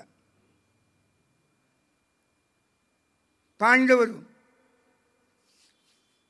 ದುರ್ಯೋಧನ ಬಂದ, ತಂದೆಗೆ ಹೇಳಿದ, ಮೊನ್ನೆ ಕೇಳಿದ್ದೀರಿ, ಅನೇಕ ಸಲ ಬಂದ, ವಾಪಸ್ ಹೋದ, ಕೊನೆಗೊಮ್ಮೆ ಬಂದ, ವಿದುರ ಇದ್ದಿದ್ದಿಲ್ಲ. ಅಪ್ಪ ಏನು ದೊಡ್ಡ ಸಮಸ್ಯೆ ನನಗೆ ನಿನ್ನ ಹತ್ರ ಬಂದಾಗೆಲ್ಲ. ಸನ್ನಿಧೌ ವಿದುರಸ್ಯ ತ್ವಾಂ ದೋಷಾನ್ ವಕ್ತು ನ ಶಕ್ನುಮಃ. ವಿದುರ ನಿನ್ನ ಪಕ್ಕದಲ್ಲಿ ಕುಳಿತಾಗ ಈ ಮೋಸ, ವಂಚನೆ, ಕೆಲವು ಬೇಕಾಯ್ದೆಶೀರ್ ಅಂತಾರಲ್ಲ, ಅಂತ ಇನ್ಲೀಗಲ್ ಆಗಿರ್ತಕ್ಕ ಮಾತುಗಳನ್ನು ಆಗಲಿಕ್ಕೆ ಧೈರ್ಯ ಬರುವುದಿಲ್ಲ. ಎಷ್ಟು ಸಲ ವಾಪಸ್ ಹೋಗ್ಬೇಕಾಗ್ತದೆ. ನನಗೂ ಅದೇ ಸಮಸ್ಯೆ. ಅಹಮಪ್ಪೇವಮೇವೈತ ಚಿಕೀರ್ಷಾಮಿ ಯಥಾಯುವಾಂ. ನಿಮ್ಮಿಬ್ಬರಿಗೆ ಬಂದ ಸಮಸ್ಯೆ ನನಗೂ ಬಂದಿರ್ತದೆ. ವಿದುರ ಕೂತಿರ್ತಾನೆ, ಹೀಗಾಗಿ ನಿನಗೆ ನನ್ನ ಯೋಜನೆಗಳನ್ನು ಹೇಳಲಿಕ್ಕೆ ಆಗುವುದಿಲ್ಲ. ತತಸ್ತೇಷಾಂ ಗುಣಾನೇವ ಕೀರ್ತಯಾಮಿ. ಸುಮ್ಮನೆ ಪಾಂಡವರ ಗುಣಗಳನ್ನು ಹೊಗೆದಂಗೆ ಮಾಡ್ತೀನಿ ಅಂತ ಇಬ್ಬರು ಹೆದರಿ ವಿದುರನ ಪ್ರಾಮಾಣಿಕ ವ್ಯಕ್ತಿಗೆ ಎಷ್ಟು ಚಂದ ಹೆದರ್ತಿದ್ರು ಧೃತರಾಷ್ಟ್ರ ಮತ್ತು ದುರ್ಯೋಧನ ಎಂಬ ಮಾತು ನಾವು ಕೇಳಿದ್ವಿ. ಕೊನೆಗೂ ಒಬ್ಬ ಪುರೋಚನ ಅಂತ ಮಂತ್ರಿ ದುರ್ಯೋಧನ ಕರೆದ. ಅವನಿಗೊಂದು ಮಾತು ಹೇಳಿದ, ಅಲ್ಲೇ ಒಂದು ಅರಗಿನ ಅರಮನೆಯನ್ನು ನಿರ್ಮಾಣ ಮಾಡು. ಅದು ನಾ ಮಾಡೀನಿ ಅಂತ ಆಗಬಾರ್ದು ಕನ್ಸ್ಟ್ರಕ್ಷನ್. ಮುಂದಿನ ಅಪವಾದ ನನಗೆ ಬರ್ತದೆ. ಇವನೇ ಅರಗಿನ ಮನೆಯನ್ನು ಕಟ್ಟಿಸಿ, ಅದು ಅರಮನೆ, ಅದು ಅರಗಿನ ಅರಮನೆ ಆಗಬೇಕು. ಶೀಘ್ರದಲ್ಲಿ ಬೆಂಕಿ ಹತ್ತೋಬೇಕು. ಅಂಥದ್ದನ್ನು ಮಾಡು. ಮಾಲಕ ನೀನು. ಈ ಬೇನಾಮಿ ಬಿಲ್ಡಿಂಗ್ ಕಟ್ಟುವುದೇನವಲ್ಲ, ಇದಕ್ಕೆ ಈ ರಾಜಕಾರಣಕ್ಕೆ ಪಿಟಿಗೆ ಹಾಕಿದವನು ದುರ್ಯೋಧನ. ಇದಕ್ಕೆ ಬೇನಾಮಿ ಆಸ್ತಿ ಅಂತ ಕರೀತಾರೆ. ಬೇನಾಮಿ ಆಸ್ತಿ ಅಂತ ಇರ್ತಾವೆ. ಕೆಲವು ಮನೆ ಹಣ ಸಿಗ್ತಾವೆ ನೋಡ್ರಿ, ಅವಕ್ಕೆಲ್ಲ ಅದಕ್ಕೂ ಹಿಂಗೆ ಹೆಸರು ನಾಮಕರಣ ಮಾಡ್ಯಾರ. ನಾವು ಲಕ್ಷಗಟ್ಟಲೆ ಕೋಟಿಗಟ್ಟಲೆ ಸಿಕ್ತು ಅಂತ ಬಂತ ಮನೆಯಲ್ಲೂ. ಈ ಕೋಟಿಗಟ್ಟಲೆ ಏನವಲ್ಲ, ಇವು ಬೇನಾಮಿ ಆಸ್ತಿ ಯಾರ್ದು ಅಂದರೆ ಯಾರ್ದು ಅಂತ ಆಗಿರೋದಿಲ್ಲ. ಅವಕ್ಕೆಲ್ಲ ಹವಾಲಾ ಹಣ ಅಂತ ಕರ್ತಾರೆ. ಅದಕ್ಕೆ ಹೌದಲ್ಲ, ಪೇಪರ್ ಓದಿದವ್ರಿಗೆಲ್ಲ ಗೊತ್ತಿರ್ತದೆ. ಹವಾಲಾ ಹಣ ಅಂದರೆ ಜಿಸ್ಕೆ ಹವಾಲೆ ಮೇ ಹೈ ಉಸಿ ಕಾ ಹವಾಲಾ ಅಂದರೆ ಅಧೀನತೆ. ಯಾರ ಕೈಯಾಗಿರ್ತದೆ ಅದು ಹವಾಲಾ ಹಣ ಅಂತಾರೆ. ಹಣ ದುರ್ಯೋಧನಂದು. ಬಿಲ್ಡಿಂಗು ಪುರೋಚನನ ಹೆಸರಲ್ಲೇ. ಕಟ್ಟಿದ ಊರು ವಾರಣಾವತ, ನದಿ ದಂಡಿ ಮೇಲೆ. ಆದರೆ ಪುರೋಚನ ಅಗ್ದಿ ನಾನು ಮನೆ ಕಟ್ಸೀನಿ ಅಂತ ಪ್ರಸಿದ್ಧಿ ಮಾಡಿಬಿಟ್ರು. ಹೀಗಾಗಿ ಅವ ಪಾಂಡವ್ರಿಗೆ ಇರ್ಲಿಕ್ಕೆ ಕೊಟ್ಟಿದ್ದ. ಅಲ್ಲಿ ಪಾಂಡವರು ಸತ್ತಾರೆ, ಈ ದುರ್ಯೋಧನಿಗೇನು ಸಂಬಂಧ ಇಲ್ಲ ಅಂತ ಭಾರಿ ಕಾರಸ್ಥಾನ, ಭಾರಿ ಕುತೋದ್ಯವರು ತಂಗಿ ಮಗಂದು. ಆವಾಗ ನೋಡಿದವ, ಓಹೋ ಬಿಲ್ಡಿಂಗ್ ಕನ್ಸ್ಟ್ರಕ್ಷನ್ ಶುರು ಮಾಡ್ಯಾನ ದುರ್ಯೋಧನ. ಆಗಿಂದಾಗ ಇವರ ಕುಹಕ ತಂತ್ರವನ್ನು ಕಣ್ಣು ಹಿಡಿತಿದ್ದಾಗಿಂದಾಗ ಇದು ಬುದ್ಧಿ. ರಾಜಕೀಯ ಪ್ರಬುದ್ಧತೆಗೆ ಹೆಂಗಿರಬೇಕು ಅಂದರೆ ಇವು ಕಡೆತನಕ ಗೊತ್ತಾಗೋದಿಲ್ಲ. ಈ ಪ್ರಬುದ್ಧತೆ ಈ ತಂತ್ರಗಾರಿಕೆ ರಾಜಕೀಯದೊಳಗೆ ಇರಲಿಲ್ಲ ಅಂದರೆ ರಾಜ್ಯ ಆಳ್ಲಿಕ್ಕೆ ಬರುವುದಿಲ್ಲ. ಈ ತಂತ್ರಗಾರಿಕೆ ಬೇಹುಗಾರಿಕೆ ಭಾಳ ಸೂಕ್ಷ್ಮವಾಗಿರ್ಬೇಕು. ಅಂದರೆ ರಾಜಕೀಯದೊಳಗೆ ಯಶಸ್ವಿ ಆಗ್ತಾನೆ, ಭಾರಿ ಯಶಸ್ವಿ ಆಗ್ತಾನೆ. ವಿದುರ ನೋಡಿದ, ಆಗಿಂದಾಗ ಅವನು ಒಂದು ವ್ಯವಸ್ಥೆ ಮಾಡಿದ. ಅರಗಿನ ಮನೆಗೆ ಅದರದ್ದು ಒಂದು ಬಿಲ್ಡಿಂಗ್ ನಿರ್ಮಾಣ, ಭೂಮಿ ಪೂಜೆ ಆಯ್ತು. ಅದು ಊರೊಳಗಾಯ್ತು. ಇವ ನದಿ ದಂಡಿ ಮೇಲೆ ಒಂದು ಭೂಮಿ ಪೂಜೆ ಮಾಡಿಸಿದ. ಇಲ್ಲೇ ಕೂತೆ ಮಾಡಿಸಿದ ವಿದುರ. ಅವನಿಗೇನಂದ್ರೆ ಏನಿಲ್ಲ, ಅದು ಏನು ಅರಮನೆ ಅದ, ಆ ಅರಮನೆ ಒಳಗೆ ಹೋಗ್ಬೇಕಿದು. ಸುರಂಗ ಮಾರ್ಗ, ಪಾಂಡವರು ಪಾರಾಗಿ ಇದರೊಳಗಿಂದ ನದಿ ದಂಡಿಗೆ ಬರಬೇಕು. ಹಂಗೆ ವ್ಯವಸ್ಥೆ ಮಾಡಿದ. ಕ್ಷತ್ತಾಥ ಚಾಹ ಸುವಚೋ ಎಲ್ಲ ನಿರ್ಮಾಣ ಮಾಡಿದ. ಧೃತರಾಷ್ಟ್ರನ ಕಾರಸ್ಥಾನ ಅನೇಕ ಸಲ ನೀವು ಕೇಳಿದ್ದೀರಿ. ಒಂದು ದೊಡ್ಡ ಸೂತ್ರ ಮಗನಿಗೂ ರಾಜಕೀಯವಾಗಿ ಹೇಳ್ತಿರ್ತಾನೆ. ಅಪರಾಧ ಮಾಡಬೇಕು, ಅಪವಾದ ಬರಬಾರ್ದು. ಇದು ಶಾಣೆತನ. ನಾವು ಪಳಗಬೇಕು ರಾಜಕೀಯವಾಗಿ ಅಂದರೆ ಅಪರಾಧ ಮಾಡಬೇಕು, ಪ್ರಶಸ್ತವಾಗಿ ತಿನ್ನಬೇಕು. ಆದರೆ ಅಪವಾದ ಬಂದಿರಬಾರ್ದು, ಸಿಕ್ಕು ಬಿದ್ದಿರಬಾರ್ದು. ಎಲ್ಲರೂ ದಕ್ಕಿಸ್ಕೊಂಡು ಹೋದರು. ಕೆಲವು ಏನವ ಸಂಪಾದನೆ ಮಾಡ್ತಾವ, ದಕ್ಕಿಸ್ಕೊಳ್ಳಿಕ್ಕೆ ಆಗುದಿಲ್ಲ, ಸಿಕ್ಕು ಬೀಳ್ತಾವೆ. ಅವೆಲ್ಲ ಪರಪ್ಪನ ಅಗ್ರಹಾರಕ್ಕೆ ಹೋಗ್ತಾವೆ. ಇದು ಧೃತರಾಷ್ಟ್ರ ಹೇಳಿದ ಮಾತ. ದುರ್ಯೋಧನ, ನಾವು ಅಪರಾಧ ಮಾಡಬೇಕು. ಸ್ವಾರ್ಥಕ್ಕಾಗಿ ಯಾವ ಅಪರಾಧ ಮಾಡಿದರೂ ತಪ್ಪಲ್ಲ. ಇದು ಸ್ಟ್ರಗಲ್ ಫಾರ್ ಲೈಫ್. ನಮ್ಮ ಬದುಕಿಗಾಗಿ, ಬದುಕಿನ ಅಸ್ತಿತ್ವಕ್ಕಾಗಿ ಇದು ಹೋರಾಟ. ಇದಕ್ಕೆ ನಾವು ತಪ್ಪು ಮಾಡ್ತೀವಿ, ಅನ್ಯಾಯ ಮಾಡ್ತೀವಿ, ಏನು ತಪ್ಪಲ್ಲ. ಆದರೆ ಅಪವಾದ ಮಾತ್ರ ನಮಗೆ ಬರಬಾರ್ದು. ಅಪಮತ ಹೇಗೆ ಮಾಡೋದು? ನೀ ಸುಮ್ಮನಿರು. ಒಂದು ತಿಂಗಳದಾಗ ತಾವಾಗೆ ಪಾಂಡವರು ಆ ವಾರಣಾವತಕ್ಕೆ ಹೋಗುವ ಹಂಗೆ ಮಾಡ್ತೀನಿ. ನೀ ಏನೂ ಮಾಡಬೇಡ. ನಾವಾಗೆ ಅವ್ರಿಗೆ ಹೋಗು ಅಂತ ಅನ್ನಬಾರ್ದು, ಅವರಾಗೆ ಹೋಗಿರ್ಬೇಕು. ಅಂದ್ರೆ ಅಪವಾದ ಬರುವುದಿಲ್ಲ ನಮಗೆ. ಧೃತರಾಷ್ಟ್ರ ಪ್ರಯುಕ್ತಾಸ್ತೆ ಕೇಚಿತ್ ಕುಶಲ ಮಂತ್ರಿಣ. ಕೆಲವರು ಕುಶಲ ಮಂತ್ರಿಗಳು ಇರ್ತಾರೆ, ಮಾತುಗಾರಿಕೆ ಭಾಳ ಚಲೋ ಇರ್ತದೆ. ಕೆಲವು ಮಾತೇ ಆಡ್ಲಿಕ್ಕೆ ಬರುವುದಿಲ್ಲ. ಸುಮ್ಮ ಹೋಗಿ ಕೂತಿರ್ತಾರೆ, ಸ್ವಲ್ಪ ನಿದ್ದೆ ಮಾಡಿಕೊಂಡು ಮೊಬೈಲ್ ನೋಡ್ಕೊಂಡು ಕೂತು ಬಂದುಬಿಡ್ತಿರ್ತಾರೆ. ಹಂಗಲ್ಲ.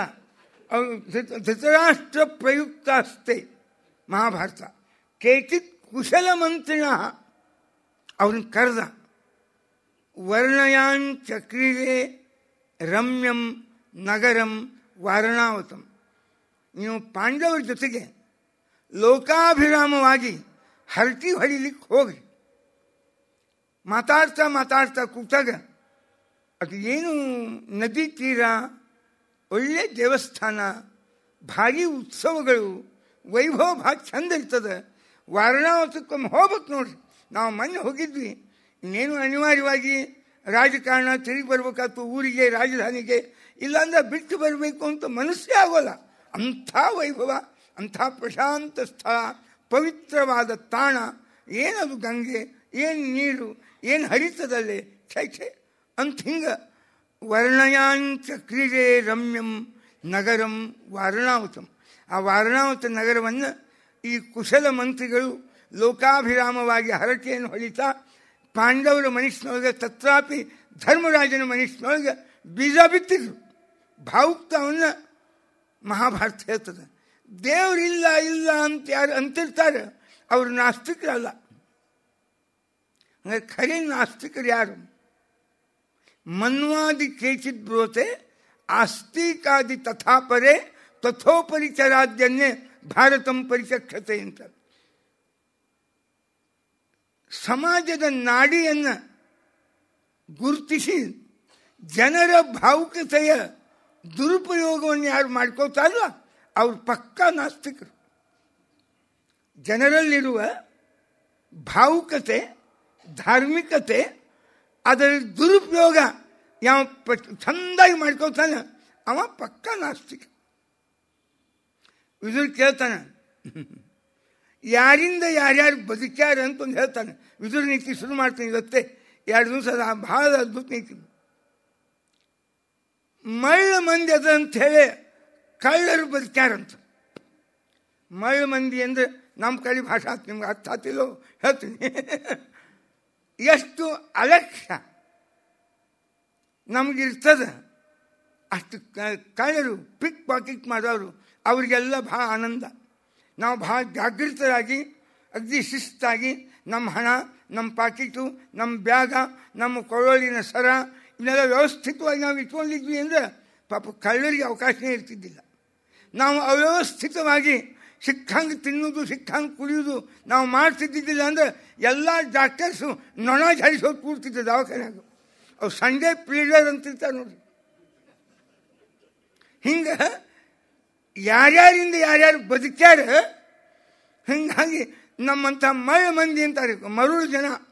ನಾವು ಎಷ್ಟು ಮರಳು ಇರ್ತೀವಿ ಅಷ್ಟು ಆ ಕಳ್ಳರಿಗೆ, ಅವ್ರು ಪಿಕ್ ಪಾಕೆಟ್ ಮಾಡೋರಿಗೆ ಭಾಳ ಆನಂದ ಅವ್ರಿಗೆ. ಅಗದಿ ನೀವು ಎಲ್ಲೋ ಖಬರಿರೋದು, ಬ್ಯಾಗನ್ನು ಹಿಡ್ಕೊಂಬುದು, ಇಲ್ಲೇನೋ ಮತ್ತೊಂದು ದೊಡ್ಡ ಇಷ್ಟನ್ನು ತೊಳ್ಕೊತಲ್ಲ, ಆ ಬ್ಯಾಗನ್ನು ಕರೆದಿರ್ತಾರೆ, ಇಲ್ಲ ಕಿಶೆನೇ ಕತ್ತರಿಸಿರ್ತಾರೆ. ಎಷ್ಟು ಚಂದ ಇರ್ತಾರೆ ಕೈ ಚಾಲಕ, ಭಾರಿ ಕೈ ಚಾಲಕ ಇರ್ತದೆ. ನೋಡ್ಬೇಕು ನೀವು, ಅವು ಕಳ್ಕೊಂಡು ಅವ್ರು ನೋಡಿ ಅನ್ನಿಸ್ತಿರ್ತದೆ. ಅಜ್ಜಿ ಪಾರ್ಕೆ ಕಿಶೆನೇ ಮಾಡ್ತಿದ್ರು ಕೂಡ ಸುಮ್ಮನೆ ಧೋತ್ರ ಹೊತ್ಕೊಂಡು ಓಡಾಡಿದ್ರೆ ಎಲ್ಲಿ ಪಿಕ್ ಪಾಕೆಟ್ ಮಾಡ್ಬೇಕು, ಧೋತ್ರ ಏನು ಹರಿತಾನೆ. ಅಂದರೆ ಹಂಗೆ ಯಾರ್ಯಾರಿಂದ ಯಾರ್ಯಾರಿಗೆ ಹೆಂಗೆ ದುರುಪಯೋಗ ತೋರಿಸ್ತಾರೆ ಯಾರ್ಯಾರ್ದು, ಹಂಗೆ ಸಮಾಜದ ಭಾವುಕತೆಯ ದುರುಪಯೋಗ ಯಾರು ತೋರಿಸಲ್ಲ ಅವನು ಪಕ್ಕಾ ನಾಸ್ತಿಕ. ಇದನ್ನು ಭಾಳ ಅನ್ವಯ ಮಾಡಿದರೆ ಮೈ ಮೇಲೆ ಬರ್ತದಂತ ನಾನು ಸುಮ್ಮ ಕೂಡ್ತೀನಿ. ಈಗ ಪ್ರಾಯ ಏನು ಊರಿಗೆ ಒಂದೊಂದು ಪೀಠ, ಊರಿಗೆ ಒಂದೊಂದು ಮಠ, ಊರಿಗೆ ಒಂದು ಸ್ವಾಮಿ, ಪ್ರಾಯ ಇವೆಲ್ಲ ಇವರೇ ನಮ್ಮ ಮಳುತನಕ್ಕೆ ನಿರ್ಮಾಣ ಆಗಿರ್ತಕ್ಕ ಮಠಗಳು. ನಮ್ಮ ಬುದ್ಧಿವಂತಿಕೆ ಕಡಿಮೆ ಆದುದರಿಂದ, ನಮ್ಮ ವೈಚಾರಿಕ ಪ್ರಜ್ಞಾ ಕಡಿಮೆ ಆದುದರಿಂದ, ನಮ್ಮ ವಿದುರನಂಥ ವ್ಯಕ್ತಿಯ ವ್ಯಕ್ತಿತ್ವವನ್ನು ಜೀವನದಾಗ ತಿಳಿದೇ ಅಳವಡಿಸಿಕೊಳ್ಳದೇ ಇದ್ದುದರಿಂದ ನಮ್ಮನ್ನು ಟೊಪಿಗೆ ಹಾಕಲಿಕ್ಕೆ ನಿರ್ಮಾಣ ಆದಂತಹ ಮಂದಿ ಭಾಳ ಅದ ಪಾಪ. ಹೀಗಾಗಿ ಇವರ ಕಾರ್ಯ ಒಳ್ಳೆಯವರಿಗೂ ಅದು ತಟ್ಟುತ್ತದಂತ ಇಬ್ಬರನ್ನೂ ಬಿಟ್ಟು ಕೂತೀನಿ ನಾ ಸುಮ್ಮನೆ. ಯಾಕಂದ್ರೆ ಇದು ಜಡ್ನ ನೇಮ ಇದು. ಹಂಗೆ ಧೃತರಾಷ್ಟ್ರ ಒಂದು ತಿಂಗಳ ಉಪನ್ಯಾಸದಿಂದ ಭಾವುಕ್ತ ಹುಟ್ಟಿಸ್ಬಿಟ್ಟಪ್ಪ ಧರ್ಮರಾಜ. ಗಂಗಾ ಸ್ನಾನ ಅವ ಹೋಗೋಣ, ನಾವು ಕುಂತಿ ಹೋಗೋಣ ಗಂಗಾ ಸ್ನಾನ, ಅಲ್ಲಿರೋಣ ಒಂದು 6 ತಿಂಗಳ ದೇವಸ್ಥಾನ, ಹಬ್ಬ ಹುಣ್ಣಿಮೆ, ಅದೇನು ರಥೋತ್ಸವ, ಅದೇನು ವೈಭವ, ಏನು ಅಡಿಗೆ, ಏನು ಊಟ, ಏನು ತೀರ್ಥಪ್ರಸಾದ ಮುಗಿದು ಹೋಗ್ತು. ಇಷ್ಟೆಲ್ಲ ಆದರೆ ಹೋಗೋಣ ಅಂತ ಹೊಂಟು ಹೋಗ್ತಿದ್ದ. ಭೀಮ ಹೇಳಿದ, ಭೀಮ ಅಲ್ಲೊಂದು ನಾವು ಗಂಗಾ ಸ್ನಾನಕ್ಕೆ ತಾಯಿನ ಕರ್ಕೊಂಡು ಅಲ್ಲಿ ವಾರಣಾವತಕ್ಕೆ ಹೋಗೋಣ ಅಂತ. ನಾವಿದ್ದಲ್ಲೇ ಗಂಗಾ ಇರ್ತಾಳೆ, ಗಂಗಾ ಇದ್ದಲ್ಲಿ ನಾವೇನು ಹೋಗೋ ಕಾಣಿಲ್ಲ. ಇದು ಭೀಮನ್ ಥೇರಿ ಶುರುವಾತು. ನಿಂತು ಇವು ಯಾವಾಗಲೂ ಇವೇನೆಲ್ಲ ಮಂಡುವಾದನ. ಏನು ತತ್ರೈವ ಗಂಗಾ ಯಮುನಾ ಚ ತತ್ರ ಗೋದಾವರಿ ತತ್ರ ಸರಸ್ವತಿ ಚ, ನಾನೇನು ಬರುವುದಿಲ್ಲ ಅಂತ ಭೀಮ. ಅಂತೂ ಕೊನೆಗೆ ಪ್ರಮಾಣ ಯದಿತೇವಯಂ ಅಂತ ಪಾಂಡವರು ಹೊಂಟರು. ನೋಡಿದ ವಿದುರ ಹೊಂಟು ನಿಂತಾರ. ಅವ್ರಿಗೆ ಯಾವಾಗ ಏಕಾಂತದಾಗಿ ಸಿಗುವುದಿಲ್ಲ ಪಾಂಡವರು ಹೊಂಟಾರ. ಎಲ್ಲರೂ ಪಾಪ 6 ತಿಂಗಳ ಪಾಂಡವರು ವಾರಣಾವತಕ್ಕೆ ಇರ್ಲಿಕ್ಕೆ ಹೊಂಟಾರ. ಆವಾಗ ಧರ್ಮರಾಜನ ಎಲ್ಲರ ಎದುರಿಗೆ ಹೇಳಬೇಕಾಗಿಲ್ಲ, ಯಾರಿಗೂ ಅರ್ಥ ಆಗಿರಬಾರ್ದು. ಆದರೆ ತಾನು ಕೊಡಬೇಕಾಗಿರ್ತಕ್ಕ ಸೂಚನಾ, ತಾನು ಈಗಾಗಲೇ ಮಾಡಿರ್ತಕ್ಕ ಪ್ಲ್ಯಾನು, ಧೃತರಾಷ್ಟ್ರ ಎಷ್ಟು ಚಂದ ಪ್ಲ್ಯಾನ್ ಮಾಡ್ತಿದ್ದ ತೊಪಿಗೆ ಹಾಕಲಿಕ್ಕೆ, ಅವನ ತೊಪಿಗೆಯಿಂದ ಉಳಿಸ್ಲಿಕ್ಕೆ ಇವ ಪ್ಲ್ಯಾನ್ ಮಾಡ್ತಿದ್ದ. ಇದು ಖರೆ ಮಂತ್ರಿ ಅಂದರೆ ಹಿಂಗಿರ್ಬೇಕು. ಇದು ಕುಶಾಗಿರ್ತಾನ. ಅವತ್ತೇ ಶುರು ಮಾಡಿದ್ದ ಅವನು. ಹೊಂಟು ನಿಂತಾರೆ. ಅದಕ್ಕೆ ಮ್ಲೇಂಛ್ ಭಾಷಾ ಅಂತಾರೆ. ಈ ಸ್ಕೌಟ್ನ್ಯಾಗ ಒಂದು ಭಾಷಾ ಇರ್ತದೆ, ಕೋಡ್ ವರ್ಡ್ಸ್ ಅಂತ ಕರೀತಾರೆ. ಹಿಂಗೆಲ್ಲ ಶಾರ್ಟ್ ಹ್ಯಾಂಡ್ ಅಂತ ಇರ್ತಿದ್ದು. ಅವು ರೇಖಾಗಳೇ ಅರ್ಥ ಆಗ್ತಿದ್ದಿದ್ದು ಮಂದಿಗೆ. ಒಂದೊಂದು ರೇಖಾಕ್ಕೆ ಒಂದೊಂದು ಶಬ್ದಗಳ ಪ್ರತಿನಿಧಿ ಶಾರ್ಟ್ ಹ್ಯಾಂಡ್ ಅಂತ ಹಿಂದ್ಕೊಂಡಿರ್ತಿತ್ತು. ಭರ ದೊಡ್ಡ ದೊಡ್ಡ ಡೈರೆಕ್ಟರ್ಸ್ ಎಲ್ಲ ತಾವು ಲೆಟರ್ಸ್ ಕರೆಸ್ಪಾಂಡೆನ್ಸ್ ಮಾಡ್ಬೇಕಾದ್ರೆ ಅವು ಶಾರ್ಟ್ ಹ್ಯಾಂಡ್ ಅಂತ ಅವ್ನು ಯಾವನೋ ಕೂಡಿಸ್ಕೊಂಡು ಇವ್ರು ಭರ ಹೇಳಬೇಕು. ಅವ್ನು ಬರೀ ಹಿಂಗೆ ಉದ್ದ ಗೆರಿ ಮಾಡ್ಕೊಂಡಿದ್ದ. ಆ ಗೆರಿ ನೋಡಿದ್ರೆ ಅವ್ನಿಗೆ ಅರ್ಥ ಆಗ್ತಿತ್ತು. ಆ ಭಾಷಾ ಏನದ ಲ್ಯಾಂಗ್ವೇಜು, ಅದಕ್ಕೆ ಕೋಡ್ ವರ್ಡ್ ಅಂತ ಕರಿತೀರಿ. ಅದಕ್ಕೆ ಅಂಥ ಭಾಷಾ ಧರ್ಮಾತ್ಮಜಂ. ಆ ಭಾಷಾ ಯಾರೂ ಆಡ್ತಾ ಇರಬಾರ್ದು. ಅವ್ರಿಗೆ ಅಷ್ಟೇ ಗೊತ್ತಾಗಬೇಕದು. ಹಂಗೆ ಭಾಷಾದಾಗ ನೋಡು, ವಾಸನೆ ನೋಡ್ತಾ ಇರ್ರಿ ಬಾಳಿನ ಮೇಲೆ, ಸುಗಂಧ ಒಂದೇ ವಾಸನೆ ನೋಡ್ರಿ. ಮತ್ತು ಯಾವಾಗಲೂ ಬೆಂಕಿ ಭಯ, ನೀರಿನ ಭಯ, ಆಹಾರದ ಭಯ, ಯಾವಾಗಲೂ ಚೆಂದಾಗಿ ಆಹಾರ ಶುದ್ಧ ಇರಲಿ, ಮಲ್ಕೋಬೇಕಾದ್ರೆ ಎಚ್ಚರಿಕೆ ಇರಲಿ ಅಂತ. ಆಹಾರ ಶುದ್ಧಿ ಮುಂದೆ ವಿಷ ಹಾಕ್ತಾರೆ, ಆಕೆ ಪುರೋಚನ ಅಕ್ಕ ಬರ್ತಾಳೆ ಅನ್ನೋದನ್ನು ಮೊದಲೇ ಸೂಚನೆ ಕೊಟ್ಟ. ಆಹಾರ ಶುದ್ಧಿ ಇರ್ಬೇಕಪ್ಪ ಅಂದ. ಮತ್ತು ಆದಷ್ಟು ಅಸ್ತ ನೋಡಿಕೊಂಡು ವ್ಯವಸ್ಥಿತವಾಗಿ ಮಲ್ಕೋತ ಬರ್ಯ ಅಂತಂದು ಅವು ಕೆಲವು ಪಠ್ಯನ ಭಾಷಾ ಅದ. ಪ್ರಾಜ್ಞ ಪ್ರಲಾಪಜ್ಞ ಪ್ರಶ್ನಪ್ರಜ್ಞ ಇದಂ ವಚಃ. ಪ್ರಾಜ್ಞಂ ಪ್ರಲಾಪಜ್ಞ ಪ್ರಲಾಪಜ್ಞಂ ವಚೋ ಅಬ್ರವೀತ್. ಇದು ಇಂಥ ಕೋಲ್ವರ್ನ್ಯಾಗ ಒಂದು 10 ಶ್ಲೋಕ ಹೇಳ್ತಾನೆ ಧರ್ಮರಾಜಿಗೆ. ಭಾಳ ಎಚ್ಚರಿಕೆ, ಹೆಂಗಿರ್ಬೇಕು. ಸಾಮಾನ್ಯ ಬೀಳ್ಕೊಡ್ಲಿಕ್ಕೆ ಬಂದ ಯಾರಿಗೂ ಈ ವಿದುರನ ಭಾಷಾನೇ ಅರ್ಥ ಆಗಲಿಲ್ಲ, ವಿಚಾರ ಅಂತೂ ತಿಳಿಲಿಲ್ಲ. ಧರ್ಮರಾಜನಿಗೆ ಒಬ್ಬನಿಗೆ ತಿಳಿತು, ನಾಳೆ ಏನೇನು ಆಪತ್ತವ, ಅಲ್ಲಿ ಏನೇನು ಆಪತ್ತವ, ಭಾಳ ದೇವರು ಧರ್ಮ ಅಂತ ಹೊಂತೀರಿ, ಆದರೆ ಅಲ್ಲಿ ಭಯ ಭಾಳದ ಎಂಬುದನ್ನು ಅಪ್ರತ್ಯಕ್ಷವಾಗಿ ಅದನ್ನೆಲ್ಲ ತಿಳಿಸ್ಕೊಟ್ಟ. ಗೃಹಾದ ಅಗ್ನಿಶ್ಚ ಬೋದ್ಧವ್ಯ. ಇದ್ದು ಮನೆಯೊಳಗೆ ಯಾವಾಗಲೂ ಅಗ್ನಿ ಉಪಾಸನ ಮಾಡ್ತಬರಿ ಅಂತ ಹೇಳಿದ. ಅಗ್ನಿ ಉಪಾಸನ ಮಾಡ್ತಬರಿ ಅಂದರೆ ಏನೋ ಅಗ್ನಿಹೋತ್ರ ಯಜ್ಞ ಯಾಗ ಮಾಡ್ರಿ ಅಂತ ಹೇಳಂತ ಮಂದಿ ತಿಳ್ಕೊಂಡ್ರು. ಇಲ್ಲ, ಅಗ್ನಿ ಉಪಾಸನ ಮಾಡಬೇಕು ಅಂದ್ರೆ ಬೆಂಕಿ ಬಗ್ಗೆ ಭಾಳ ಎಚ್ಚರಿಕೆಯಿಂದ ಎಲ್ಲರೇನು ತೂರು ಬೆಂಕಿ ಹತ್ತದೇನು ನೋಡ್ಕೋತೀರಿ ಅಂತಂಬುದು ಅಪ್ರತ್ಯಕ್ಷವಾಗಿ. ಗೃಹಾತ್ ಅಗ್ನಿಶ್ಚ ಬೋದ್ಧವ್ಯ ಅಂತ ಧರ್ಮರಾಜ ಹೇಳ್ತಾನೆ. ವಿದುರೋ ಮಾಂ ಅಬ್ರವೀತ್. ವಿದುರು ನನಗೆ ಹೇಳಿದ, ಬೆಂಕಿ, ನೀರು ಮತ್ತು ಆಹಾರ ಮೂರಿಗೆ ಭಾಳ ಎಚ್ಚರಿಕೆಯಿಂದ ಇರ್ಬೇಕು. ಈ ಹೊರಗೆ ಹೊಂಟ್ರಿ ಒಂದು ಆಹಾರದ ದೋಷ ನಮ್ಮ ಮೆಡಿಕಲ್ ಸೈನ್ಸ್ ಹೇಳ್ತಿರ್ತದೆ. ನಮ್ಮ ಮೆಡಿಕಲ್ ಸೈನ್ಸಿಗೆ ಇವತ್ತಿಗೂ ಅರ್ಥೇ ಆಗಿಲ್ಲಂತ 3 ಪಾಯಿಂಟು. ಅದು ಯಾವುದು ಅಂದರೆ, ಯಾವಾಗ ನಾವು ತಿಂದ ಆಹಾರ ಯಾವತ್ತು ಜೀರ್ಣ ಆಗ್ತದೆ, ಯಾವತ್ತು ಜೀರ್ಣ ಆಗೋದಿಲ್ಲ, ಯಾವಾಗ ಹೊಟ್ಟೆ ಸರಿ ಇರ್ತದೆ, ಯಾವಾಗ ಅದೇನು ಡಿಸೆನ್ಸಿ ಹತ್ತದ ಹೇಳಿಬೋದಿಲ್ಲ. ಒಂದು ಪಚನ ಕ್ರಿಯೆ, ಒಂದು ಮನಸ್ಸಿನ ಕ್ರಿಯೆ, ಒಂದು ಹಾರ್ಟದ ಕ್ರಿಯೆ, ಈ 3 ಫಂಕ್ಷನ್ಸ್ ಕ್ರಿಯಾಗಳು ಇವತ್ತಿಗೂ ಮೆಡಿಕಲ್ ಸೈನ್ಸ್ಗೆ ಅರ್ಥ ಆಗಿಲ್ಲ. ಅರ್ಥ ಆಗಿದ್ರೆ ಎಲ್ಲ ವ್ಯಸನಿಗಳನ್ನು ಒಂದೇ ದಿನದಾಗ ಔಷಧ ಕೊಟ್ಟು ನಾವು ನಿರ್ವ್ಯಸನಿ ಮಾಡ್ಬೋದಾಗಿತ್ತು. ಇವತ್ತಿಗೂ ವ್ಯಸನಗಳಿಂದ ಮುಕ್ತ ಮಾಡುವ ಯಾವ ವ್ಯಸನಕ್ಕೆ ಕಾರಣ ಏನು? ಮನಸ್ಸು. ಆ ಮನಸ್ಸಂದ್ರೆ ಏನು, ಅದರ ನಿಯಂತ್ರಣ ಹೆಂಗೆ, ಇವತ್ತಿಗೂ ಮೆಡಿಕಲ್ ಸೈನ್ಸ್ಗೆ ಅರ್ಥ ಆಗಿಲ್ಲ. ಹಾಗೆ ಹಾರ್ಟಿದ್ದು ಅದು ಯಾವಾಗ ನಿಂದಿರ್ತದೆ, ಯಾವಾಗ ಬಳಿತದೆ, ಯಾವಾಗ ಬಂದ್ ಆಗ್ತದೆ, ಏನೂ ಗೊತ್ತಾಗೋದಿಲ್ಲ. ಹಂಗೆ ಪಚನ ಕ್ರಿಯೆ ದಿನ ತಿಂದ ಆಹಾರ ಇರ್ತದೆ. ಒಂದು ನೀರಿನ ವ್ಯತ್ಯಾಸ ಇಲ್ಲ, ಅದಕ್ಕೆ ಪಾಪ ಕೆಲವು ಪರ್ಟಿಕ್ಯುಲರ್ ಶಬ್ದವ ಅವರಿಗೆಲ್ಲ ಏನು ಅಂತಂದರೆ ವಾಟರ್ ಇನ್ಫೆಕ್ಷನ್ ಅಂತಾರೆ, ಇಲ್ಲ ಫುಡ್ ಪಾಯ್ಸನ್ ಅಂತಾರೆ. ಪಾಪ ಪರ್ಟಿಕ್ಯುಲರ್ ಕೆಲವು ಕಾರಣಗಳನ್ನು ಇಟ್ಕೊಂಡು ಬಿಡ್ತಾರೆ ಅವರು. ಆದರೆ ಇವ್ಯಾವೂ ಅರ್ಥ ಆಗೋದಿಲ್ಲ. ಇದನ್ನು ಸಾಂಕೇತಿಕವಾಗಿ ಆಹಾರ ಶುದ್ಧ ಇರಲಿ, ಯಾಕೆಂದರೆ ಆಹಾರದೊಳಗೆ ಕಲಬೆರಕೆ ಆಗ್ತದೆ, ನಿಮಗೆ ವಿಷ. ಎರಡನೇದ್ದು ಅಗ್ನಿ, ಎಲ್ಲಿ ಮಲ್ಕೋತೀರಿ ಅದು ಯಾವಾಗ ಬೆಂಕಿ ಹತ್ತದ ಹೇಳಿರ್ಬೋದಿಲ್ಲ, ಅದೊಂದು ಎಚ್ಚರಿಕೆ ಇರಲಿ ಅಂತ ಅವೆಲ್ಲ ಸೂಚನೆ ಕೊಟ್ಟ. ಪಂಥಾಶ್ಚವೋ ನ ಅವಿದಿತ. ಹಾದಿ ನಿಮಗೆ ಗೊತ್ತಿಲ್ಲ. ಕಶ್ಚಿತ್ ಸ್ಯಾದಿತಿ ಧರ್ಮಧೀಹಿ ಜಿತೇಂದ್ರಿಯಶ್ಚ ವಸುಧಾಂ ಪ್ರಾಪ್ಸ್ಯತಿ ಚ ಮೇ ಬ್ರವೀತ್. ಭಾಳ ಜಿತೇಂದ್ರಿಯರಾಗಿರಿ. ಯಾವುದೋ ಇಂದ್ರಿಯ ಏನೋ ಬಯಸಿದ್ದನ್ನು ಕೊಡ್ಲಿಕ್ಕೆ ಹೋಗಬೇಡ್ರಿ, ಪರಿಣಾಮ ಆಗ್ತದೆ. ವಿಜ್ಞಾತಮಿತಿ ತತ್ಸರ್ವಂ ಪ್ರತ್ಯುಕ್ತೋ ವಿದುರಮಯ. ಅವೆಲ್ಲ ಏನು ವಿದುರ ಕೋಲ್ವರ್ನ್ಯಾಗ ಹೇಳಿದ ಧರ್ಮರಾಜಂದ, ಎಸ್ ಅರ್ಥ ಆಯ್ತು ಅಂದ. ಇಂಥ ಕಾರಸ್ಥಾನಿ ವಿದುರ ಅಂದ್ರೆ, ಕಾರಸ್ಥಾನಿ ಅಂದರೆ ಯಾವಾಗ ನಮಗೆ ಮೋಸ ಮಾಡಬೇಕು ಅಂತ ರಾಜ ಹೊಂಟಾನ ಅಂದಾಗ ಅದಕ್ಕೆ ಪ್ರತಿಯಾಗಿ ಮಾಡೋದು ಇದು ರಾಜತಂತ್ರ. ನಾನು ಮೊದಲೇ ದಿವಸ ಪಿಚ್ಕಾದ ಹೇಳಿದ್ದೆ, ವಿದುರ ಕೃಷ್ಣ ರಾಜಕೀಯ ತಂತ್ರವನ್ನು ಧರ್ಮತಂತ್ರವನ್ನಾಗೆ ಬಳಸಬೇಕು. ರಾಜಕೀಯ ತಂತ್ರ ಅಂದರೆ ಮೋಸಗಾರಿಕೆ ಅಲ್ಲ, ಅದು ಒಂದು ಧರ್ಮತಂತ್ರವೇ. ಇದು ಮುಖ್ಯವಾದದ್ದು ಅಂತ ವಿದುರನ ಮಾತು. ಇದನ್ನು ಬಳಸಿದ್ದರಿಂದ ಅನ್ಯಾಯವನ್ನು ಮಾಡುವ ರಾಜರಿಗೆ ಪ್ರತಿಯಾಗಿ ಅವ್ರನ್ನ ಎದುರಿಸುವ ಸಾಮರ್ಥ್ಯ ನಮಗೆ ಬರ್ತದೆ. ಇಲ್ಲ ಅಂದ್ರೆ ಅದು ಏನು ರಾಜಕೀಯವಾದ ಪ್ರಾಬಲ್ಯದಿಂದ ನಮಗೆ ಅನ್ಯಾಯ ಮಾಡಲಿಕ್ಕೆ ಬಂದಿರ್ತಾರೆ, ಅವ್ರ ಕಡೆಯಿಂದ ಮೈ ಹೊಡಿಸ್ಕೋಬೇಕಾಗ್ತದೆ. ಗೊತ್ತದ ಯಾರು ಹೊಡಿಸ್ಕೊಂಡ್ರು? ತಂತ್ರ ಮಾಡ್ಲಿಕ್ಕೆ ಬರಲಿಲ್ಲ, ಇಲ್ಲ ಸಾಕ್ರೆಟಿಸ್ನಂಗೆ ವಿಷ ಕುಡಿಬೇಕಾಗ್ತದೆ.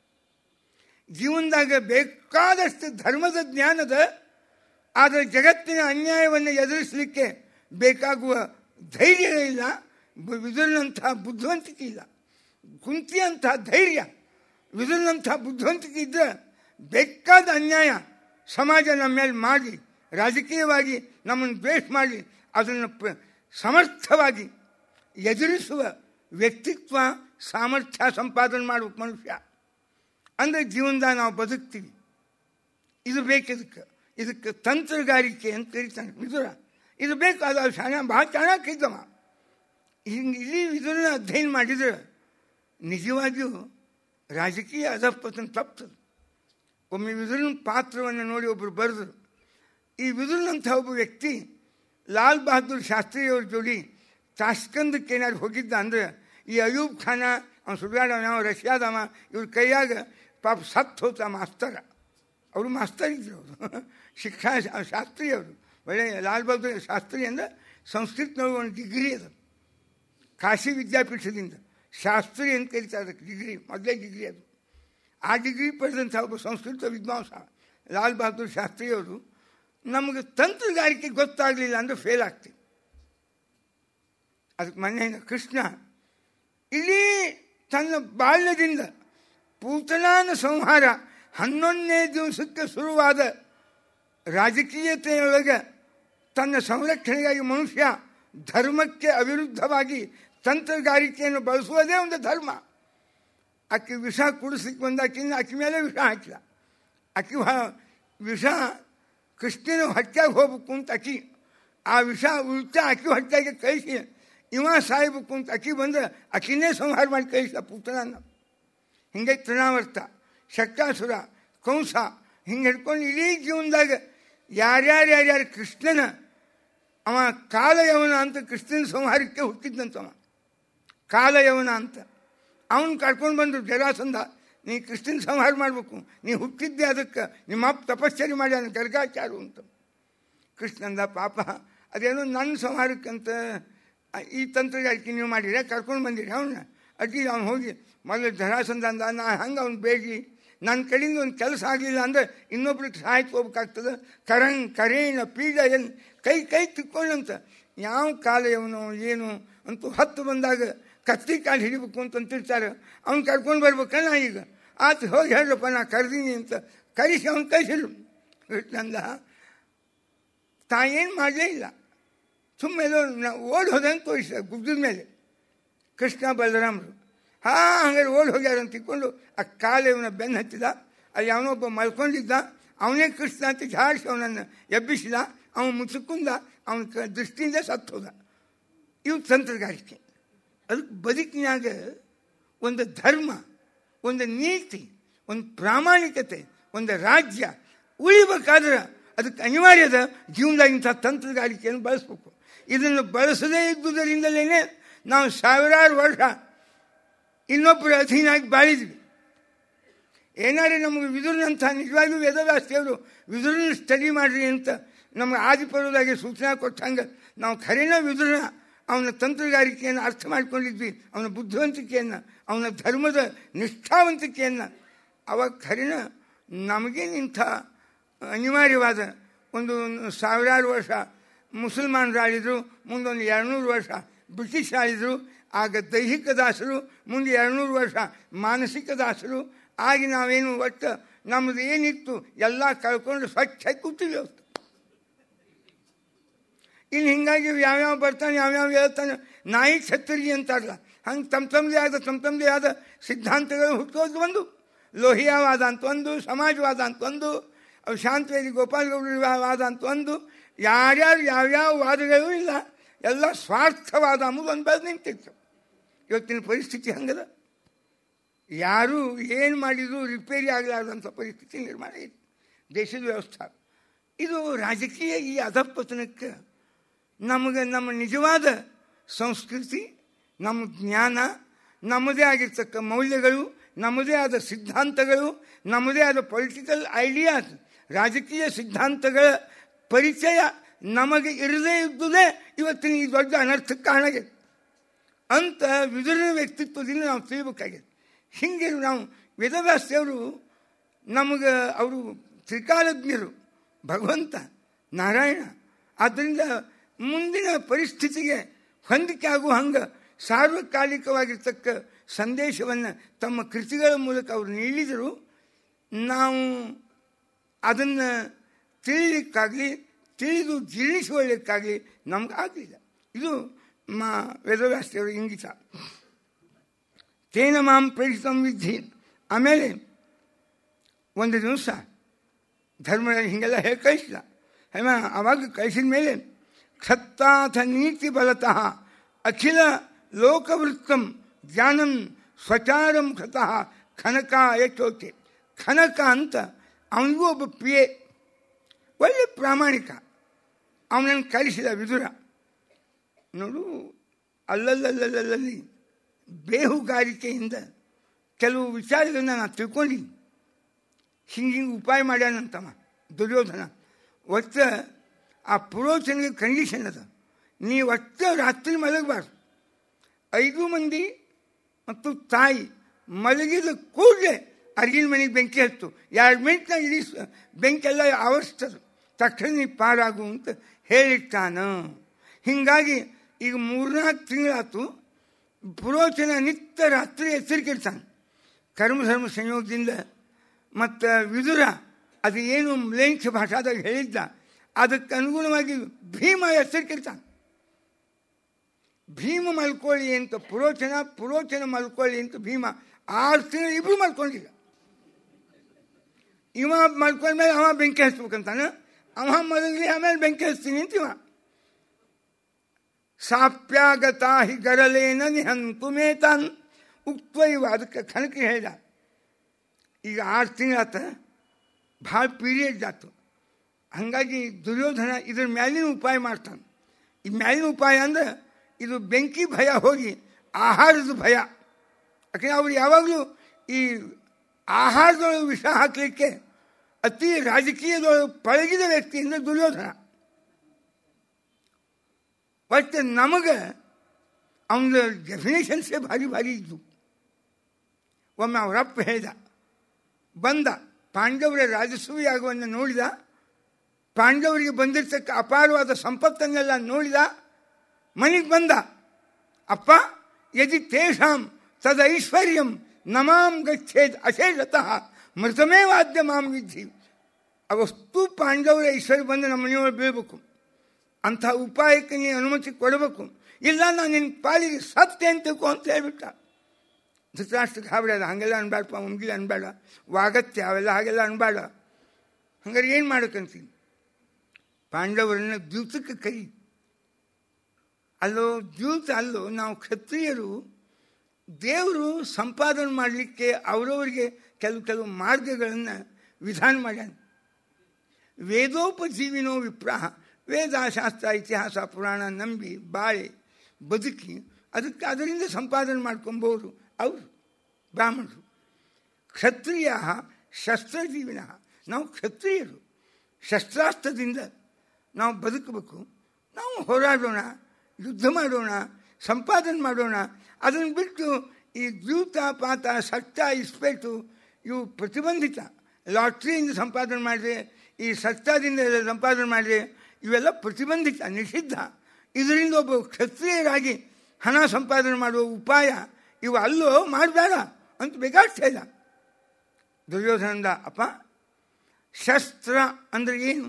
ನಾವು ಕ್ಷತ್ರಿಯರು ಶಸ್ತ್ರೋಪಜೀವಿಗಳು ಅಂದರೆ ಏನು? ಶಸ್ತ್ರ ಅಂದರೆ ಏನು ತಿಳ್ಕೊಂಡು ನೀನು? ಆಯುಧಗಳು ಕಡಿತನಕ ಯಾವುದೋ ಒಂದು ತಿರುಗಿ ಒಂದು ಮೂಢನಂಬಿಕೆಯಿಂದ ಒಂದು ಶಬ್ದಕ್ಕೆ ಇದೇ ಡೆಫಿನೇಷನ್ ಅಂತ ತಿಳ್ಕೊಂಡು ಕೂತ್ಬಿಡೋದು. ಇನ್ನೊಂದು ಜ್ಞಾನ ಇಲ್ಲ ನಿನಗೆ. ಆ ಶಸ್ತ್ರ ಎಂಬ ಶಬ್ದ ಹೆಂಗೆ ಹುಟ್ಟೋದು ಗೊತ್ತು ಏನಿಲ್ಲ. ತೃತ್ಯತೆ ಏನ ಶತ್ರುಸ್ಯ ತತ್ ಶಸ್ತ್ರಂ. ತೃತ ತು ಕಟ್. ಯಾವ ಉಪಾಯದಿಂದ, ಮಾತಿನಿಂದ, ಕೃತಿಯಿಂದ ನಮ್ಮ ಆಗದ ಶತ್ರುಗಳು ನಾಶವಾಗುತ್ತಾರೆಯೋ ಆ ಉಪಾಯಕ್ಕೆಲ್ಲ ಶಸ್ತ್ರ ಅಂತ ಕರೀತಾರೆ. ಬರೇ ಆಯುಧ ಅಲ್ಲ, ಎಲ್ಲ ವಿಧದ ಉಪಾಯಗಳು. ಈ ಪಗಡಿನೂ ಜೂತ ಆಡುವುದು ಏನದ, ಇದು ಒಂದು ಶಸ್ತ್ರವೇ. ಅವ ಇವತ್ತಿನ ತನಕ ಈ ಡೆಫಿನೇಷನ್ ಕೇಳಿದ್ದೀನವ, ಇದು ಹೊಸದಾತಿದ್ದು ಡೆಫಿನೇಷನ್. ಇದು ಅವ ಅಂತ ಗಪ್ಪಾಗಿಬಿಟ್ಟವ ಧೃತರಾಷ್ಟ್ರ. ಅದನ್ನ ಹೇಳಿದಲ್ಲ, ಸ್ವಲ್ಪ ತಿಳ್ಕೊಂಬುದು, ಬರೀ ಅದ್ರ ಮೇಲೆ ಕಾರ್ಯಭಾರ ಮಾಡೋದು. ಶಸ್ತ್ರ ಅಂದರೆ ಅದರ ವ್ಯಾಪಕವಾದ ದೃಷ್ಟಿಯೊಳಗೆ ಯಾವ ಉಪಾಯದಿಂದ ಶತ್ರು ನಾಶವಾಗಲ್ಪಡ್ತಾನೋ ಅದು ಶಸ್ತ್ರ. ಆತು ಅಂದ, ನೀನು ಬೇಕಾದ ಮಾಡು ಅಂತಂದ. ಅವಾಗ ಈ ಜೂತ ಎಂಬುವ ಒಂದು ಉಪಾಯವನ್ನು ಹೂಡಿದ. ಆವಾಗ ಎದಕ್ಕಂದ್ರೆ ಹಾಗೆ ಈ ಉಪಾಯಗಳನ್ನೆಲ್ಲ ಮೊದಲೇ ತಿಳ್ಕೊಂಡಿರ್ತಿದ್ದ. ಆ ಬುದ್ಧಿವಂತಿಕೆ ವಿದುರನಿಗಿತ್ತು. ಅದಕ್ಕೆ ಉಕ್ವೈವ ಧರ್ಮತನಯಾಯ ಮದೀಯ ವಾಕ್ಯಂ ಪೂರ್ವೋಕ್ತಮಾಶು ಕುರು ತತ್ರ ಬಿಲಂ ಸುದೂರಂ. ಅವರಿಗೆ ದಾಟಿ ಬರಲಿಕ್ಕೆ, ದಾಟಿ ಹೋಗಲಿಕ್ಕೆ ಒಂದು ದೊಡ್ಡ ನಿರ್ಮಾಣ ಮಾಡು. ಹೆಂಗೆ ತೇನ ಮಾಂ, ಅದಕ್ಕೆ ನಾನು ಕೈಸಾರ ನಾನು ನಿರ್ಮಾಣ ಮಾಡಬೇಕು ಅಂತ ಮಾಡೀನಿ ಇಂದ. ವಿದುರಸ್ಯ ಸುಹೃತ್ ಕಶ್ಚಿತ್ ಖನಕಃ ಕುಶಲೋ ನರಃ ಪಾಂಡವಾನಾಂ ಪ್ರಿಯಂ ಕಾರ್ಯಂ ಕಿಂ ಕರವಾಣಿ ಎಂದ. ಅವನಿಗೆ ಹೆಂಗೆ ಮಾಡಿದ, ಚಕ್ರೇಚ ವೇಶ್ಮನಃ ತಸ್ಯ ಮಧ್ಯೇನ ಅತಿ ಮಹದ್ ಬಿಲಂ, ಮನಿ ಮಧ್ಯದೊಳಗೆ ಒಂದು ಬಿಲ ಮಾಡಿದ. ಕಪಾಟಯುಕ್ತಂ, ಅದಕ್ಕೊಂದು ಕಪಾಟ ಅಂದರೆ ಅದಕ್ಕೊಂದು ಬಾಗಿಲ ಮಾಡಿದ್ದ ಮಧ್ಯದೊಳಗೆ ಇರ್ತಕ್ಕ ಬಿಲಕ್ಕೆ. ಕಪಾಟಯುಕ್ತಂ ಅಜ್ಞಾತಂ ಸಮಭೂಮ್ಯಾಚ. ಈ ನೆಲ ಹೆಂಗದ ಹಂಗೆ ಇರ್ತಿತ್ತು, ಗೊತ್ತಾಗ್ತಿದೆ ಯಾರಿಗೂ. ಅದಕ್ಕೇನಪ್ಪ ಏನು ಒಟ್ಟ ಕಲ್ಪನಾ ಬರೋ ಹಂಗಿಲ್ಲ. ಭೂಮಿ ಹಂಗದ, ಈ ನೆಲ, ಈ ಫ್ಲೋರಿಂಗು ಹಿಂಗೆ ಮಾಡಿದ್ದ. ಕಪಾಟಯುಕ್ತಂ ಅಜ್ಞಾತಂ ಸಮಂ ಭೂಮ್ಯಾಶ್ಚ ಭಾರತ ತತಃ. ಹಿಂಗೆ ಬೋಟ್ ಒಂದು ನಿರ್ಮಾಣ ಮಾಡಿಸಿದ್ದ. ಮಾಡಿ ಬರೋಬ್ಬರ ಅವ್ರ ಅಕ್ಕ ಬಂದು ಅವತ್ತು ಕುಂತಿ ಮಾಡಿದ ಅಡುಗೆ ಒಳಗೆ ಆಕೆ ಅತ್ತ ಹೋದಾಗ ವಿಷ ಹಾಕಿದ್ದು ನೋಡಿದ್ರು. ಭೀಮಸೇನ ದೇವರು ಅಡ್ಡಿ ಇಲ್ಲ ಅಂದರು. ಅವ್ರು ಯಾರಿಗೂ ಊಟನೇ ಮಾಡಿಸ್ತಿಲ್ಲ ಅಂತಮ್ಮಂದರಿಗೆ. ಅವರು ಚೆನ್ನಾಗಿ ಎಲ್ಲ ಪಾಂಡವರು ತಿಂದಾರಂತ ತಿಳ್ಕೊಂಡ್ರು. ಇವ್ರೇನು ಅದನ್ನು ಬಗೆಹರಿಸಿದ್ರು. ಸುರಾಪಾನ ಮಾಡಿ ಇವತ್ತು ಒಳ್ಳೆಯ ಸಂಭ್ರಮ. ಪಾಂಡವರ ಸಂಹಾರಕ್ಕೆ ಒಂದು ದೊಡ್ಡ ನಾಂದಿ ಆಯಿತು ಅಂತ ಆ ಪುರೋಚನ ಅವ್ರ ಅಕ್ಕನ 5 ಮಂದಿ ಮಕ್ಕಳು ಅಷ್ಟು ಥಳೋತ್ನಾಗ ಕುಡಿದು ಮಲ್ಕೊಂಡ್ರು. ಭೀಮಸೇನ ತಕ್ಷಣ ಆ ಬಿಲ ವಿದುರ ಏನು ಮಾಡಿದ್ದ ಅದನ್ನ ಸರಿಯಾಗಿ ಅದನ್ನು ತೆಗೆದ, ಬಾಯಿ ತೆಗೆದು ಆ ಕಪಾಟ ತೆಗೆದು ಅದನ್ನು ಭೂಮಿ ಅದನ್ನು ಇಳಿಸಿದ. ಇವರು 5 ಮಂದಿನ ಇಳಿಸಿದ. ನಡೀರಿ ಮುಂದೆ, ನಾನು ಇಷ್ಟಾಗೆ ಬರ್ತೀನಿ ಬೆಂಕಿ ಹಚ್ಚಿ ಅಂತವ. ಗಾಬರಿಯಾಗಿ ಕೂತ್ಬಿಟ್ಟಿದ್ರು. ನಿಂತರು, ಏನೇನು ಸುತಾಸ್ತಾ ಇಲ್ಲ, ಯಾರಿಗೂ ಏನು ಮಾಡಬೇಕು ಅಂತ. ಅರ್ಜಿನ ಮನೆಗೆ ಬೆಂಕಿ ಹಚ್ಚಿ ಪಾರಾದರು. ಸೀದಾ ನದಿಗೆ ಬಂದರು. ಒಳಗಿಂದ ನಡ್ಕೊಂಡು ಭೀಮಸೇನ ಕರ್ಕೊಂಡು ಬಂದರು. ನದಿ ದಾಟಬೇಕಲ್ಲ, ದೊಡ್ಡ ನದಿ, ತುಂಬಿ ಹರಿಯುವ ನದಿ. ದಾಟುವುದು ಹೆಂಗೆ?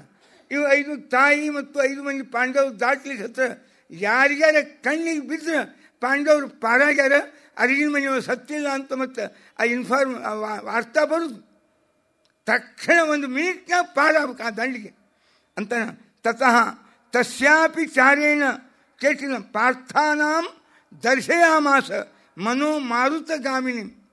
ಒಳ್ಳೆ ಗಾಳಿಯ ವೇಗದಿಂದ ನದಿಯಲ್ಲಿ ಸಂಚಾರ ಮಾಡುವ ಒಂದು ಬೋಟ್ ನಿರ್ಮಾಣ ಮಾಡಿದ್ದ. ಹೆಂಗಿತ್ತ ವಿದುರ ನಿರ್ಮಾಣ ಮಾಡಿದ ಬೋಟು?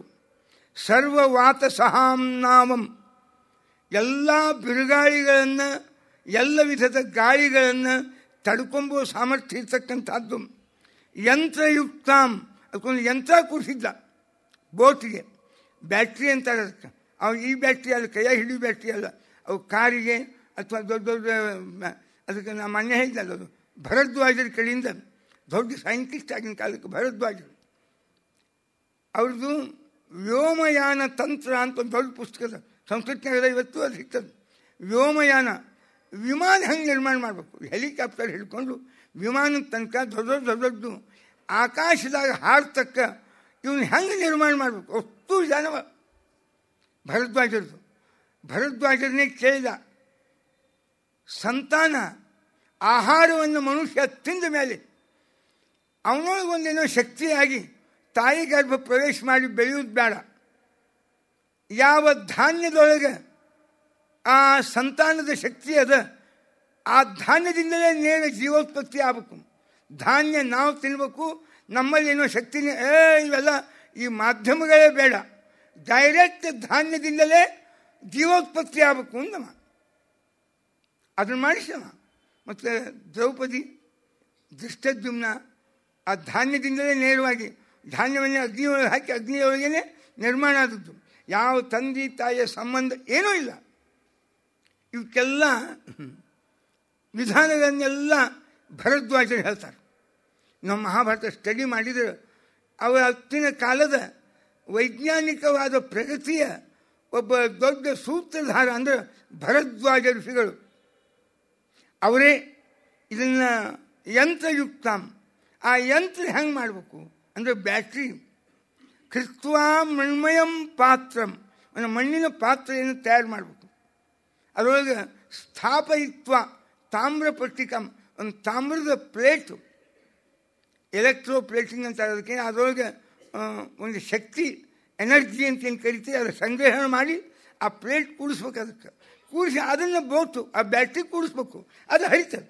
ಅದಕ್ಕೆ ನಾವು ವೇಗವಾಗಿ ಯಂತ್ರಯುಕ್ತ ಪತಾಕಿನಿ ಶಿವೇ ಭಾಗೀರಥೀತಿದೆ ನರೈಹಿ ವಿಶ್ರಂಭ ಬಿಟ್ಕೊತಾನೆ ಅಂಥದ್ದು ಗಂಗಾ ನದಿ ತೀರಿನೊಳಗೆ ಬೋಟ್ ಮಾಡಿಸಿಟ್ಟಿದ್ದ. ಹೊರಗಿನ್ನೂ ಬಿಲದಿಂದ ಉಸಿಕ್ನಾಗ ಎದ್ದು ಹೊರಗೆ ಬಂದರು. ಬಂದ ಕೂಡಲೇ ಬೋಟ್ನಾಗ ಕೂತವ್ರೆ ನದಿ ಆ ದಂಡಿ ಒಂದು ಸೆಕೆಂಡ್ನಾಗ ಸೇರಿಸಿದ್ರು. ಯಾರ ಕಣ್ಣಿಗೂ ಬೀಳಿಲ್ಲ. ಇಂಥ ಬುದ್ಧಿವಂತಿಕೆ ಇದು ವಿದುರನ ಬುದ್ಧಿವಂತಿಕೆ. ಅಂಥೇಳಿ ಕೆಲವರಿಗೆ ಇನ್ನೊಬ್ಬರು ಬುದ್ಧಿಯ ಉಪದೇಶ ನಾಟುವುದಿಲ್ಲ, ಆದರೆ ಬುದ್ಧಿವಂತರನ್ನು ಬಿಟ್ಟಿರ್ಲಿಕ್ಕೆ ಆಗುವುದಿಲ್ಲ. ಹಂಗಿತ್ತು ವಿದುರನ ವ್ಯಕ್ತಿತ್ವ. ವಿದುರ ಬಹಳ ಬೇಕಾದವ, ಮಾತು ಅವನು ಕೇಳಬೇಕನ್ನಿಸ್ತಿತ್ತು, ಆದರೆ ಅವನು ಹೇಳ್ದಂಗೆ ನಡಿಲಿಕ್ಕೆ ಆಗ್ತಿದ್ದಿದ್ದಿಲ್ಲ. ಇದು ಇಂಥ ವ್ಯಕ್ತಿ ಯಾರು ಅಂದರೆ ಧೃತರಾಷ್ಟ್ರ. ವಿದುರನ ಮಾತಿನಿಂದ ಧೃತರಾಷ್ಟ್ರ ನಡ್ಕೊಂಡಿದ್ದ ಅಂದರೆ ಮಹಾಭಾರತದ ಸ್ಥಿತಿನೇ ಬದಲಾಗ್ತಿತ್ತು. ವಿದುರನ ಮಾತಿನಂತೆ ಧೃತರಾಷ್ಟ್ರ ರಾಜ್ಯವನ್ನು ಆಳಿದ್ರು, ಆದರೆ ವಿದುರನ ಮಾತಿನಂತೆ ನಡೀಲಿಕ್ಕೆ ಆಗ್ತಿದ್ದಿದ್ದಿಲ್ಲ. ಆದರೆ ವಿದುರನ ಬಿಟ್ಟು ಇರಲಿಕ್ಕೆ ಆಗ್ತಿದ್ದಿದ್ದಿಲ್ಲ. ಗತಿ ಒಮ್ಮೆ ಪಾಂಡವರು ಮತ್ತು ಈ ಕಾರಸ್ಥಾನ ಹೆಂಗಿತ್ತು ಧೃತರಾಷ್ಟ್ರದ್ದು ಅಂದರೆ ರಾಜಸೂಯಾಗ ವಿದುರನೇ ಕೋಶಾಧಿಕಾರಿ, ಅಪಾರ ಸಂಪತ್ತು, ಎಲ್ಲಿ ನೋಡ್ತಿ ಕೀರ್ತಿ. ಕೇಳಿದ ದುರ್ಯೋಧನ ಧೃತರಾಷ್ಟ್ರ ಸಂಪತ್ತನ್ನು ಸಂಪಾದನೆ ಮಾಡಬೇಕು, ಅಷ್ಟು ತಾವು ಕಸಗೋಬೇಕು. ಅದಕ್ಕೆ ಒಂದೇ ಉಪಾಯ ದ್ಯೂತ. ಅದೇ ಯಾಕೆ ಅಂದರೆ ದುರ್ಯೋಧನ ಹೇಳಿದ, ಧರ್ಮರಾಜಿಗೆ ಒಂದು ಪ್ರತಿಜ್ಞೆ, ಯಾರಾದರೂ ಪಗಡಿ ಆಟಕ್ಕೆ ಕರೆದ್ರೆ ಒಲ್ಲೆ ಅಂತ ಅನ್ನೋದಿಲ್ಲ ಅಂತ ಒಂದು ಪ್ರತಿಜ್ಞೆ ಮಾಡ್ಕೊಂಡು ನಾನು ಆಹೂತೋ ನ ನಿವರ್ತೇತ ನ ಸ ಜಾನಾತಿ ದೇವಿತು. ಅವಾಗ ಆಚಾರ್ಯ ಆಡ್ಲಿಕ್ಕೆ ಬರುವುದಿಲ್ಲ, ಕರೆದ್ರೆ ಒಲ್ಲೆ ಅನ್ನೋದಿಲ್ಲ. ಹೀಗಾಗಿ ನಮಗೆ ಅದೊಂದೇ ಉಪಾಯ. ಇನ್ನು ಯುದ್ಧ ಪದ್ಧ ಮಾಡ್ತೀನಿ ಅವೆಲ್ಲ ಬಗೆಹರಿಯುವುದಿಲ್ಲ. ಭೀಮನ ಮುಂದೆ ಅವು ಯಾವೂ ಲಾಗೂ ಆಗೋದಿಲ್ಲ, ಅನ್ವಯ ಆಗೋದಿಲ್ಲ, ನಾನು ನಡೆಯುವುದೇ ಇಲ್ಲ. ಇದು ಒಂದೇ ಉಪಾಯ ಅಂದ. ಹೌದು, ಅದನ್ನು ಹೆಂಗೆ ಕರೆಯೋದು, ಪಾಂಡವ್ರು ಹೆಂಗೆ ಕರೆಯೋದು? ಯಾಕಂದರೆ ಪಾಂಡವರಿಗೆ ಈ ದ್ಯೂತದ ಬಗ್ಗೆ ಒಂದು ವಿಶ್ವಾಸ ಮೂಡಬೇಕಲ್ಲ. ಹೆಂಗೆ ಕಾರಿಸ್ತಾನೆ ಧೃತರಾಷ್ಟ್ರ? ವಿದುರನ್ನು ಕಳಿಸೋಣ ಅಂದವ. ವಿದುರು ಬಂದು ಹೇಳಿದ, ಕರೆದ ಅಂದರೆ ಪಾಂಡವರಿಗೆ ಅಪನಂಬಿಕೆ ಬರುವುದಿಲ್ಲ. ಇನ್ನು ಬೇರೆ ಯಾರನ್ನೇ ಕಳಿಸಿದ್ರೆ ಭೀಮ ಒಪ್ಪು ಪೈಕಿ ಅಲ್ಲ, ಒಪ್ಪುದೇ ಇಲ್ಲ. ಅದಕ್ಕೆ ವಿದುರನ್ನು ಕೊಟ್ಟು ಕಳಿಸ್ತಾರೆ. ಹೋಗಿ ವಿದುರ, ನೀ ಪಾಂಡವರನ್ನ ದ್ಯೂತಕ್ಕೆ ಕರಿ ಅಂದ.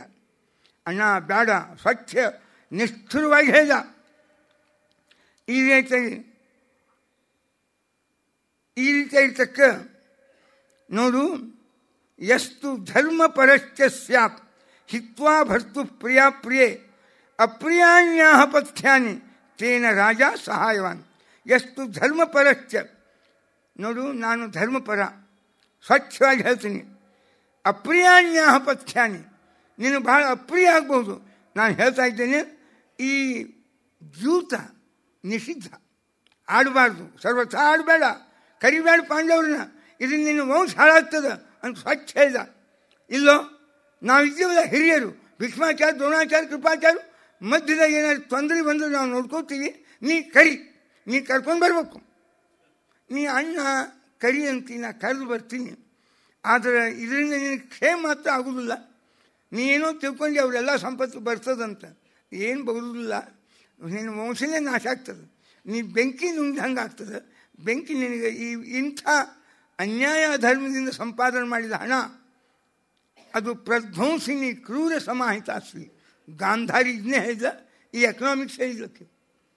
ಧೃತರಾಷ್ಟ್ರಿಗೆ ದುರ್ಯೋಧನ ಹೇಳಿದ್ಲು, ಪಾಂಡವರ ಅಪಾರವಾದ ಸಂಪತ್ತನ್ನೇನೋ ಅನ್ಯಾಯದಿಂದ ಸಂಪಾದನೆ ಮಾಡಿ ಖುಷಿ ಪಡ್ತಾ ಇದ್ದೀರಿ.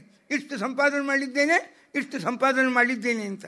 ಒಂದು ತಿಳ್ಕೊಳ್ರಿ, ಈ ಅನ್ಯಾಯದ ಹಣ ಪ್ರಧ್ವಂಸಿನಿ ಕ್ರೂರ ಸಮಾಹಿತಾಶ್ರೀ. ಈ ಕ್ರೂರ ಮಾರ್ಗದಿಂದ, ಅನ್ಯಾಯ ಮಾರ್ಗದಿಂದ ಏನು ಸಂಪಾದನೆ ಮಾಡಿರಿ, ಪ್ರಧ್ವಂಸಿನಿ ನಿಮ್ಮ ವಂಶವನ್ನು ಹಾಳು ಮಾಡ್ತದೆ. ಮೃದು ಪ್ರೌಢ ಗಚ್ಚತಿ ಪುತ್ರ ಪೌತ್ರಾನ್. ಪ್ರಾಮಾಣಿಕವಾಗಿ ಪರಿಶ್ರಮದಿಂದ ಏನು ಗಳಿಸ್ತೀರಿ, ಸಂಪಾದನೆ ಮಾಡ್ತೀರಿ, ಮಕ್ಕಳು ಮೊಮ್ಮಕ್ಕಳ ತನಕ ಆ ಹಣ ಮುಟ್ತದೆ. ಪ್ರಾಮಾಣಿಕವಾಗಿ ಸಂಪಾದನೆ ಮಾಡಿದರೆ ಮುಂದಿನ ತಲೆಮಾರುಗಳಿಗೂ ಅದನ್ನು ಉಂಡು ಆನಂದ ಪಡ್ತಾರೆ. ಅಪ್ರಾಮಾಣಿಕವಾಗಿ ಗಳಿಸಿದ್ರಿ ಏನೇನು ಉಳಿಯುವುದಿಲ್ಲ. ಅದು ರೋಗ ರುಜಿನಿ, ಬಿಸ್ನೆಸ್ನೊಳಗೆ ಅಲ್ಲೇ ಇಲ್ಲೇ ರೇಡಾಗಿ ಕಡೆಗೆ ಲೋಕಾಯುಕ್ತ ಮತ್ತು ಹಂಗೆ ಮತ್ತು ಹಂಗೆ ಹೋಗ್ತದೆ. ರಿಟೈರ್ಡ್ ಆದ ಮರುದಿವಸ ಶುರು ಆಗ್ತಾವೆ. ಒಂದು ಹಾರ್ಟಿದ ಆಪ್ರೇಷನ್ ಅಂತ ಅನ್ನೋದು, ಮತ್ತೊಂದು ಆಪ್ರೇಷನ್ ಹೆಂಡತಿ ಮಗ್ಗ ತನಗೆ. ಹಾಗಾಗಿ ಎಲ್ಲರಿಗೂ 20-30 ಲಕ್ಷ ರೂಪಾಯಿ ಮುಖಾಂತರ ಕೊಟ್ಟು ತುಳಿದು ಅವ್ರು ಏನು ಅನ್ಯಾಯದಿಂದ ಬಂದದ್ದಷ್ಟು ಹೋಗ್ತದೆ. ಇನ್ನೇನು ದುಡಿದೇನು ಉಳಿಸ್ಕೊಂಡಿರ್ತಾನೆ ಅದಷ್ಟು ಉಳಿತದೆ.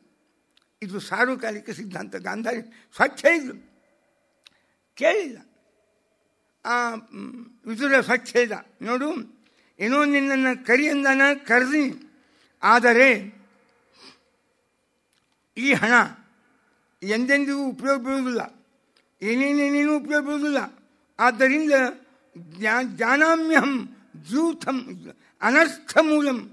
ಇದು ಅನರ್ಥಕ್ಕೆ ಮೂಲ ಈ ಜೂತ. ಹಿಂಗೆ ಆಡಬೇಡ, ಇದರಿಂದೇನು ಉಪಯೋಗ ಬೀಳುವುದಿಲ್ಲ. ಜ್ಯೇಷ್ಠಾಜ್ಞೆಯೈವ ವಿದುರ ಆಹ್ವಯನ್ನಪಿ ಧರ್ಮಜಂ. ಧೃತರಾಷ್ಟ್ರ ಹೇಳ್ಯಾನ ಅಂತ ಕರೆದ. ನಾಗಂತವ್ಯಮಿತಿ ಪ್ರಾಹ. ಅವ ಕರಿ ಅಂದಾನ ಕರೆದೀನಿ, ನೀ ಮಾತ್ರ ಬರಬಾರ್ದ ಯುದ್ಧಕ್ಕೆ, ಈ ಪಗಡಿ ಆಟಕ್ಕೆ. ಇತೀಹ ದೋಷ ಸಂಖ್ಯೆಯ ತಥಾಪಿ ತೇ ಪಿತುರ್ವಚಃ.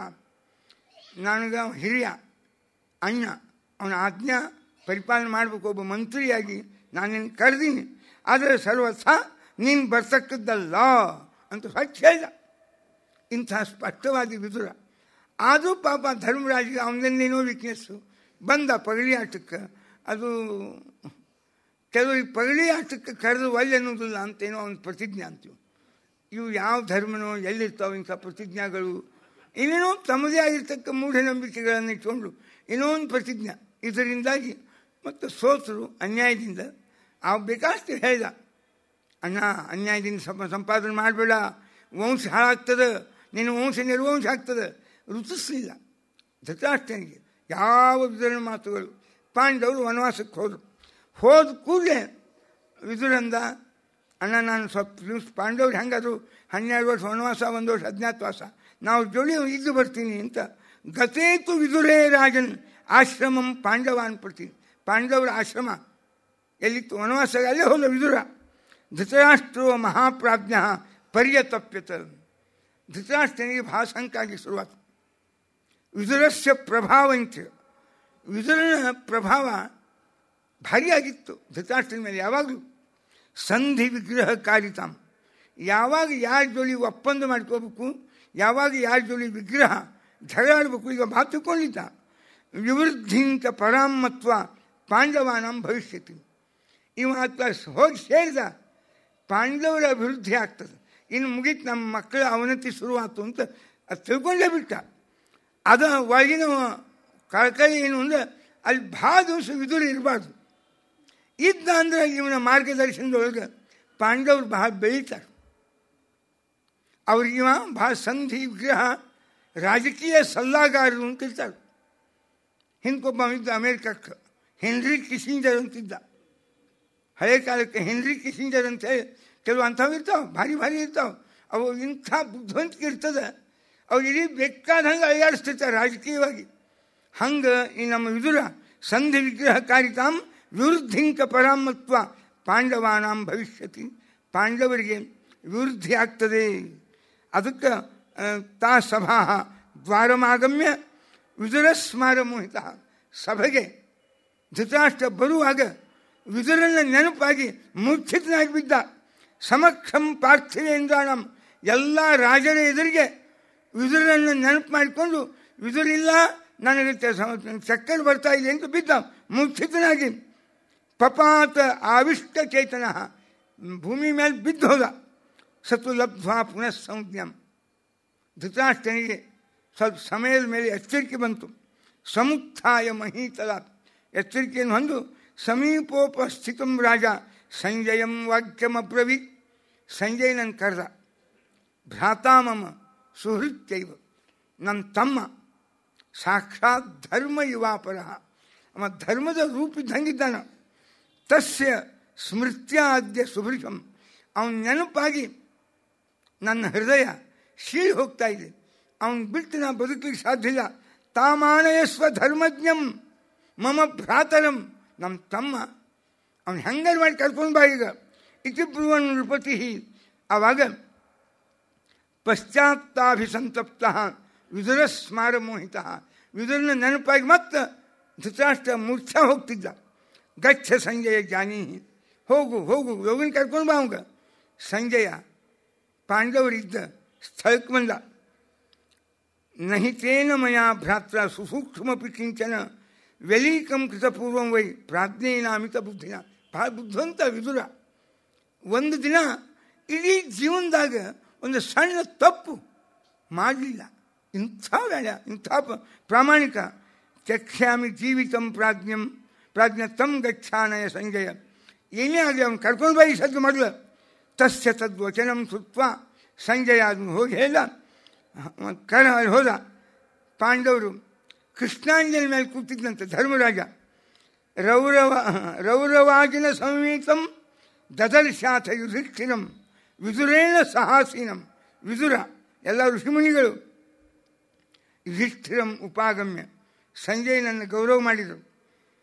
ಸಂಜಯ ಹೇಳಿದ, ವಿದುರ ರಾಜ ಸ್ಮರತಿ ತೇ ಕ್ಷತ್ತಃ ಧೃತರಾಷ್ಟ್ರೋ ಅಂಬಿಕಾಸುತಃ. ವಿದುರ, ನಿನ್ನನ್ನು ನಮ್ಮ ಧೃತರಾಷ್ಟ್ರ ಬಹಳ ನೆನೆಸ್ತಾ ಇದ್ದಾನೆ. ತಂ ಪಶ್ಯ ಗತ್ವ ತ್ವಂ ಕ್ಷಿಪ್ರಂ, ಬೇಗನೆ ನೀ ಬಂದು ಅವನನ್ನು ಕಾಣಬೇಕು.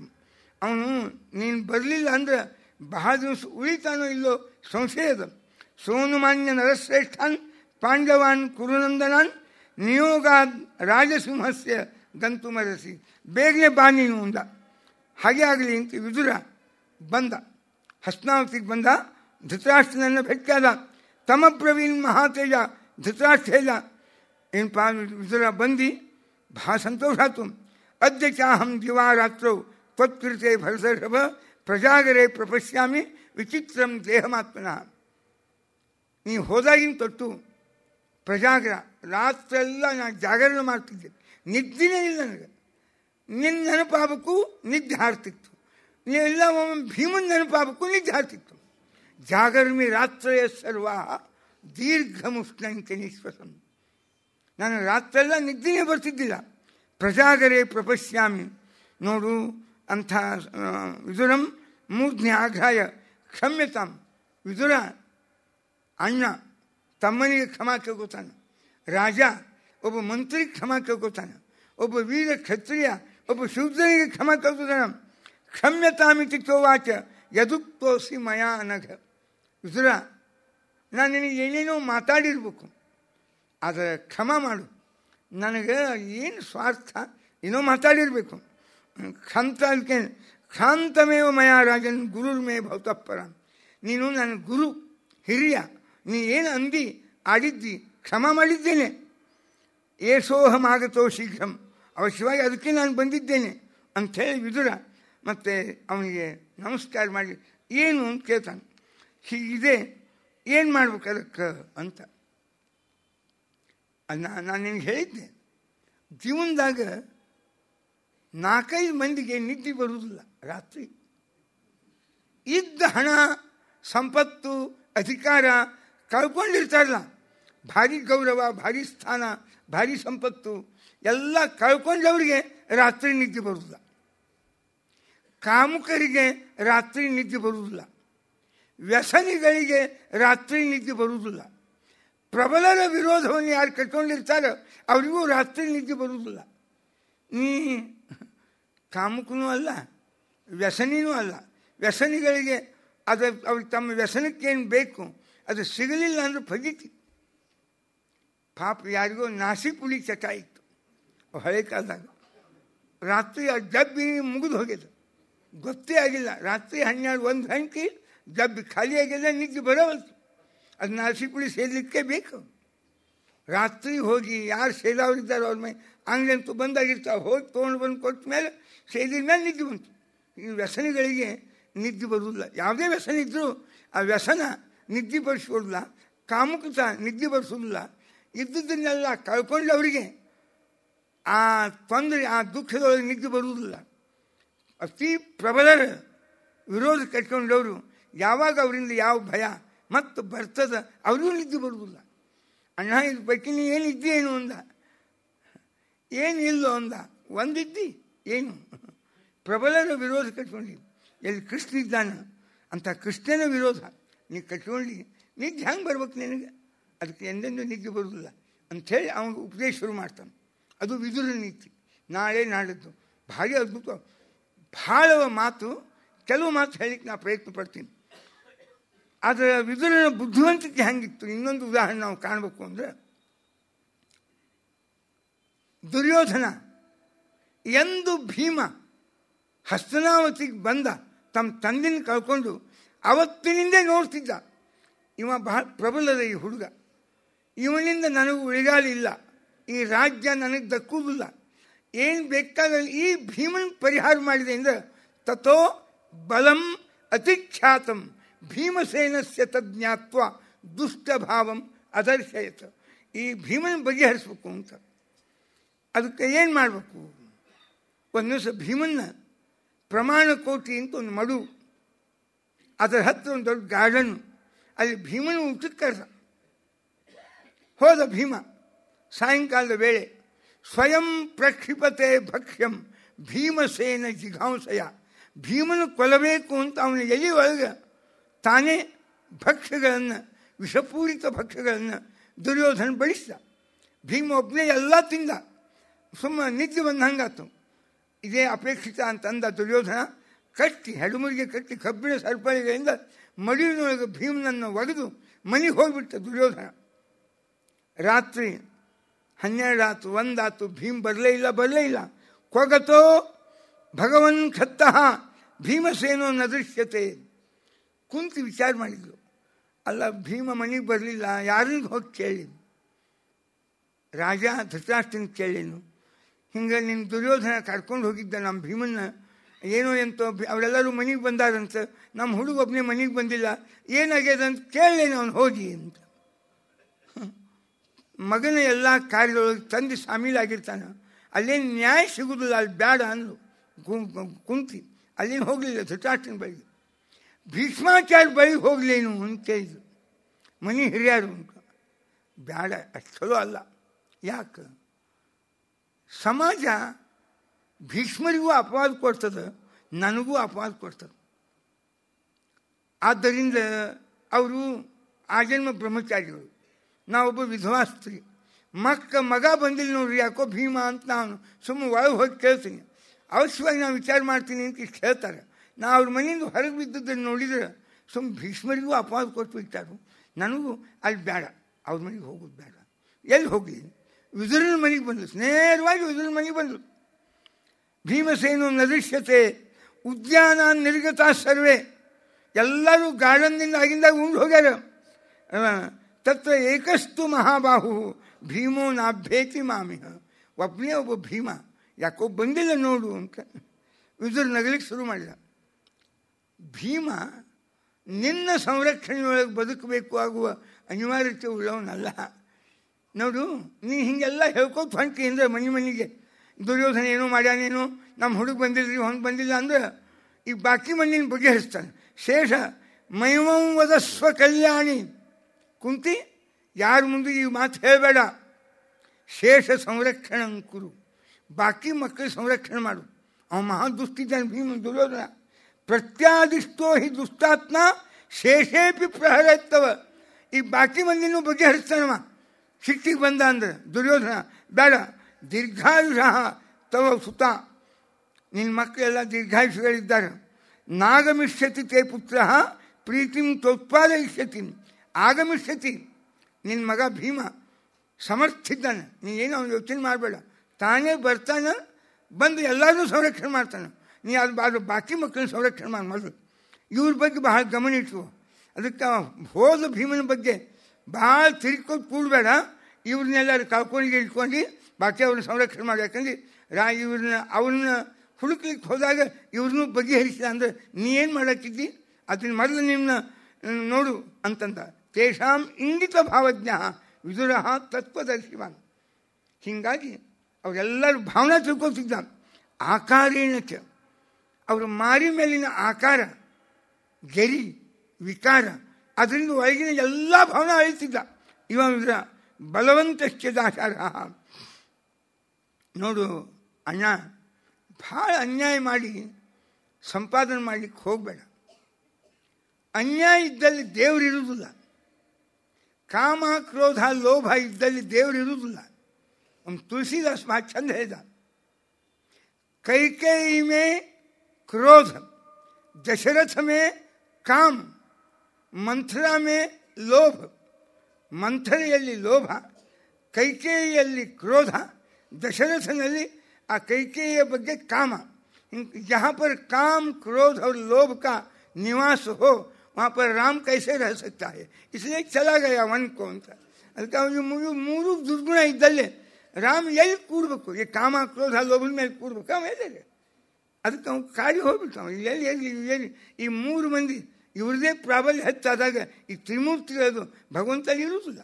ಅದು ಸ್ವಚ್ಛ ಅಂತ ನಾನು ನೋಡು. ಈಗ ಭಾಳ ಅನ್ಯಾಯ, ಅಪ್ರಾಮಾಣಿಕತೆ, ಏನೋ ಸಂಪಾದನೆ ಮಾಡುವ ಮುಂದೆ ರುಚಿ ಅನ್ನಿಸ್ತದೆ, ಆನಂದ ಅನ್ನಿಸ್ತದೆ. ನೋಡಿ ನೋಡಿ ಬಂದು ಸಂಪತ್ತನ್ನು ಮುಂದಾಗುವ ಪರಿಣಾಮ ಭಯಾನಕ ಇರ್ತದೆ. ಯತಃ ನೋಡು, ಬಲವಂತಶ್ಚ ದಾಶಾರ್ಹ, ಭವಶ್ಚ ಪಾಂಡವರು ಬಲಿಷ್ಠರು, ಅದಕ್ಕೂ ಹೆಚ್ಚು ಯತಃ ಕೃಷ್ಣ ತತಃ ಸರ್ವೇ, ಯತಃ ಕೃಷ್ಣಸ್ತತೋ ಜಯ. ಅಲ್ಲೇ ಕೃಷ್ಣ ಇದ್ದಾನೆ, ಅಲ್ಲೇ ಪರಿಶ್ರಮದ, ಅಲ್ಲೇ ಪ್ರಾಮಾಣಿಕತೆ ಅದ. ಹೀಗಾಗಿ ಅವರನ್ನು ಸೋಲಿಸುವುದು, ಗೆಲ್ಲುವುದು ನಿನ್ನ ಕಡೆಯಿಂದ ಆಗುವುದಿಲ್ಲ. ದುರ್ಯೋಧನಶ್ಚ ಕರ್ಣಶ್ಚ ಶಕುನಿಶ್ಚಾಪಿ ಸೌಬಲ ಅಧರ್ಮಯುಕ್ತ ದುಷ್ಪ್ರಜ್ಞಾ. ದುರ್ಯೋಧನ, ಕರ್ಣ, ಶಕುನಿ ಭಾರೀ ಅಧರ್ಮವನ್ನು ಮಾಡುವವರು. ಹೀಗಾಗಿ ದುರ್ಯೋಧನಾಪರಾಧೀನ ಅವನ ಪ್ರೇರಣೆಯಿಂದ ನಿನ್ನ ಬುದ್ಧಿನೇ ಕೆಟ್ಟು ಹೋಗಿದ್ದು. ಆದ್ದರಿಂದ ದುರ್ಯೋಧನಾದಿಗಳ ಮಾತು ಭಾಳ ಕೇಳಬೇಡ. ಯಾವಾಗಲೂ ನೋಡಿ ತಿಳ್ಕೋ ಅಂತ ಅವನು ಬಿಕಾಸ್ ತಿಳಿಸ್ತಾ ಇದ್ದಾನೆ. ಧೃತರಾಷ್ಟ್ರ ಅನೇಕ ಮಾತುಗಳನ್ನು ಆಯ್ತ. ಧೃತರಾಷ್ಟ್ರನಿಗೆ ಸ್ವಚ್ಛ ಇಲ್ಲ. ಅವ್ಯಾಧಿಜಂ ಕಟುಜಂ. ಸಿಟ್ಟು ಅಂದರೆ ಹೆಂಗಿರ್ತದೆ ಗೊತ್ತೇನು? ಸಿಟ್ಟಿಗೆ ರೋಗ ಆದರೆ ಸಿಟ್ಟು ಬರ್ತದಂತೇನಿಲ್ಲ. ಅವ್ಯಾಧಿಜಂ, ಮನುಷ್ಯನ ಜೀವನದಾಗ ರೋಗಿಗಳಿಗೆ, ಅಶಕ್ತರಿಗೆ ಸಿಟ್ಟು ಬರ್ತದೆ ಭಾಳ ಅಂತೇನಲ್ಲ. ಅದು ಅವ್ಯಾಧಿಜ, ರೋಗವಿಲ್ಲದೆ ಹುಟ್ಟುವ ಒಂದು ದೊಡ್ಡ ರೋಗ. ಅದು ಯಾವುದು ಅಂದರೆ ಸಿಟ್ಟು. ಕಟುಜಂ, ಇಷ್ಟು ಕಹಿ ಇರ್ತದೆ ಸಿಟ್ಟು ಎಂಬುದು.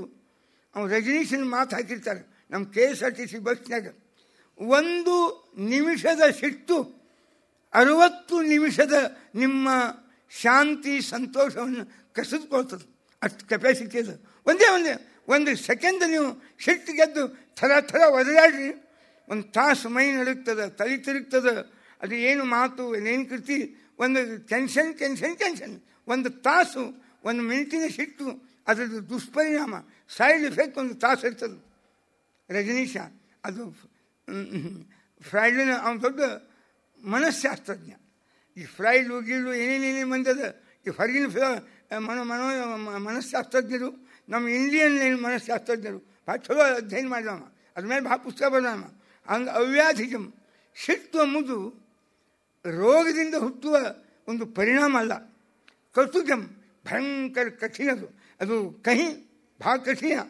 ತೀಕ್ಷ್ಣಂ, ಭಾರಿ ತೀಕ್ಷ್ಣ ಇರ್ತದೆ. ಉಷ್ಣಂ ಏನು ಹೆವಿ ಅದು. ಯಶೋಮುಷಂ ನಮ್ಮ ಕೀರ್ತಿ ಗೌರವ ಪ್ರತಿಷ್ಠಾ ಅದೇನಿರ್ತದ ಅದನ್ನು ಪೂರ್ಣ ಹಾಳು ಮಾಡ್ತದ ನಿಮ್ಮ ಸಿಟ್ಟು. ಯಶೋಮುಷಂ ಪುರುಷಂ ಪೂರ್ತಿಗಂಧಿ ದುರ್ಗಂಧಮಯ ಸತಾಂ ಪೇಯಂ ಸಜ್ಜನರು ನಿತ್ಯ ಕುಡಿಯುವ ಆಹಾರ ಯಾವುದು ಅಂದರೆ ಸಿಟ್ಟು. ಸಿಟ್ಟು ಬರೆದು ಎರಡು ಪ್ರಸಂಗ ಬರ್ತಲ್ಲ, ಆ ಸಿಟ್ಟು ಒಳಗೆ ಕುಡಿದು ಬಿಡ್ತಾರೆ.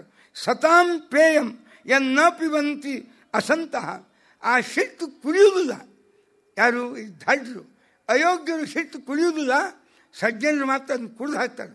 ಹೀಗಾಗಿ ಸಜ್ಜನರ ಪೇಯ ಯಾವುದು ಅಂದರೆ ಸಿಟ್ಟು. ಅಸಜ್ಜನರ ಪೇಯ ಅಪೇಯ, ಅಸಜ್ಜನರ ಅಪೇಯ ಸಿಟ್ಟು. ಮಣ್ಣು ಮಹಾರಾಜ ಪಿಬ ಪ್ರಶಾಮ್ಯ, ಸಿಟ್ಟು ಬಂದಾಗ ಅದನ್ನ ಒಳಗೆ ಕುಡಿದು ಬಿಡು, ಆರಾಮಿರ್ತಿ. ಸಿಟ್ಟು ಆದಷ್ಟು ಬರಬಾರ್ದು, ಬಂದರೆ ನುಂಗಿಬಿಡು. ಅದನ್ನ ಕ್ಷಣ ನುಂಗ್ಕೋ, ತ್ರಾಸಾಗ್ಬೋದು. ಕಹಿ ಇರ್ತದೆ ಅದು ಔಷಧ. ಸಿಟ್ಟು ನುಂಗ್ಕೊಂಬುದು ಅಂದರೆ ಭಾಳ ಕಹಿ, ಅದು ಇಡೀ ಜೀವನ ಆರಾಮಿರ್ತೀನಿ. ಅದಕ್ಕೆ ಸಿಟ್ಟು ತಡ್ಕೋ, ಒಳಗೆ ನುಂಗು ಅಂತಾನೆ. ನಾಭಿನಂದೇ ನೃಪತೆ ಪ್ರೈಷಮೇತಂ ಮೈವಂ ಕೃಥಾ ಕುಲನಾಶಾದ್ ಬಿಭೇಷಿ. ನೋಡು, ಯಾವಾಗಲೂ ನನ್ನ ಮಾತು ಸ್ಪಷ್ಟವಾಗಿ ಕೇಳು ಅಂತ ಅವನಿಗೆ ತಿಳಿಸತಕ್ಕಂಥ ಇಂಥ ನಮ್ಮ ವಿದುರ ಮತ್ತು ಪಾಂಡವರು ವನವಾಸಕ್ಕೆ ಹೋದಾಗ ಮತ್ತೆ ತಿರುಗಿ ಬಂದ. ಇನ್ನು ಮುಂದೆ ವಿದುರ ಧೃತರಾಷ್ಟ್ರ ಸಂಜಯನನ್ನು ಕೊಟ್ಟು ಕಳಿಸಿದ ಸಂಧಾನಕ್ಕಂತ. ಸಂಧಾನಕ್ಕೆ ಹೋಗಿರ್ತಕ್ಕ ಸಂಜಯ ಪಾಂಡವರ ಅಭಿಪ್ರಾಯವನ್ನು ತಿಳ್ಕೊಂಡು ಬಂದು ಹೇಳಿದ. ವಿದುರನಿಗೆ ಧೃತರಾಷ್ಟ್ರನಿಗೆ ಮತ್ತೆ ಭಯಂಕರ ಟೆನ್ಷನ್ ಶುರುವಾಯ್ತು. ಪಾಂಡವರು ಇಷ್ಟು ಪ್ರಬಲಿದ್ದಾರಂತ, ಇಷ್ಟು ಒಳ್ಳೆಯವರಿದ್ದಾರಂತ, ಮತ್ತು ಹೆಂಗೆ ಇವ್ರನ್ನ ಗೆಲ್ಲುವುದು ಅಂತ ವಿದುರನ ಹೇಳಿ ಕಳಿಸ್ತಾನೆ. ವಿದುರ ಅವನಿಗೆ ಸಮಾಜ ನೀತಿ, ರಾಜನೀತಿ, ತತ್ವಜ್ಞಾನ, ಎಲ್ಲ ವಿಧದ ನೈತಿಕ ಮೌಲ್ಯಗಳನ್ನು ಇಷ್ಟು ಚಂದ ಅವನ ಅನುಭವ. ವಿದುರ ಅಂದರೆ ಅವನ ಬುದ್ಧಿ, ಅವನ ಆಳವಾದ ಅನುಭವಗಳ ಒಂದು ಪರಿಚಯ. ಅದನ್ನು ನಾಳಿನ ದಿವಸ ವಿದುರ ನೀತಿ ನಾಳೆ ನಾಡದ್ದು ತಪ್ಪದೆ ವಿದುರನ ನೀತಿ ಏನು ಅದನ್ನು ತಿಳಿಯಲಿಕ್ಕೆ ಪ್ರಯತ್ನ ಪಡೋಣ. ಶ್ರೀಕೃಷ್ಣ.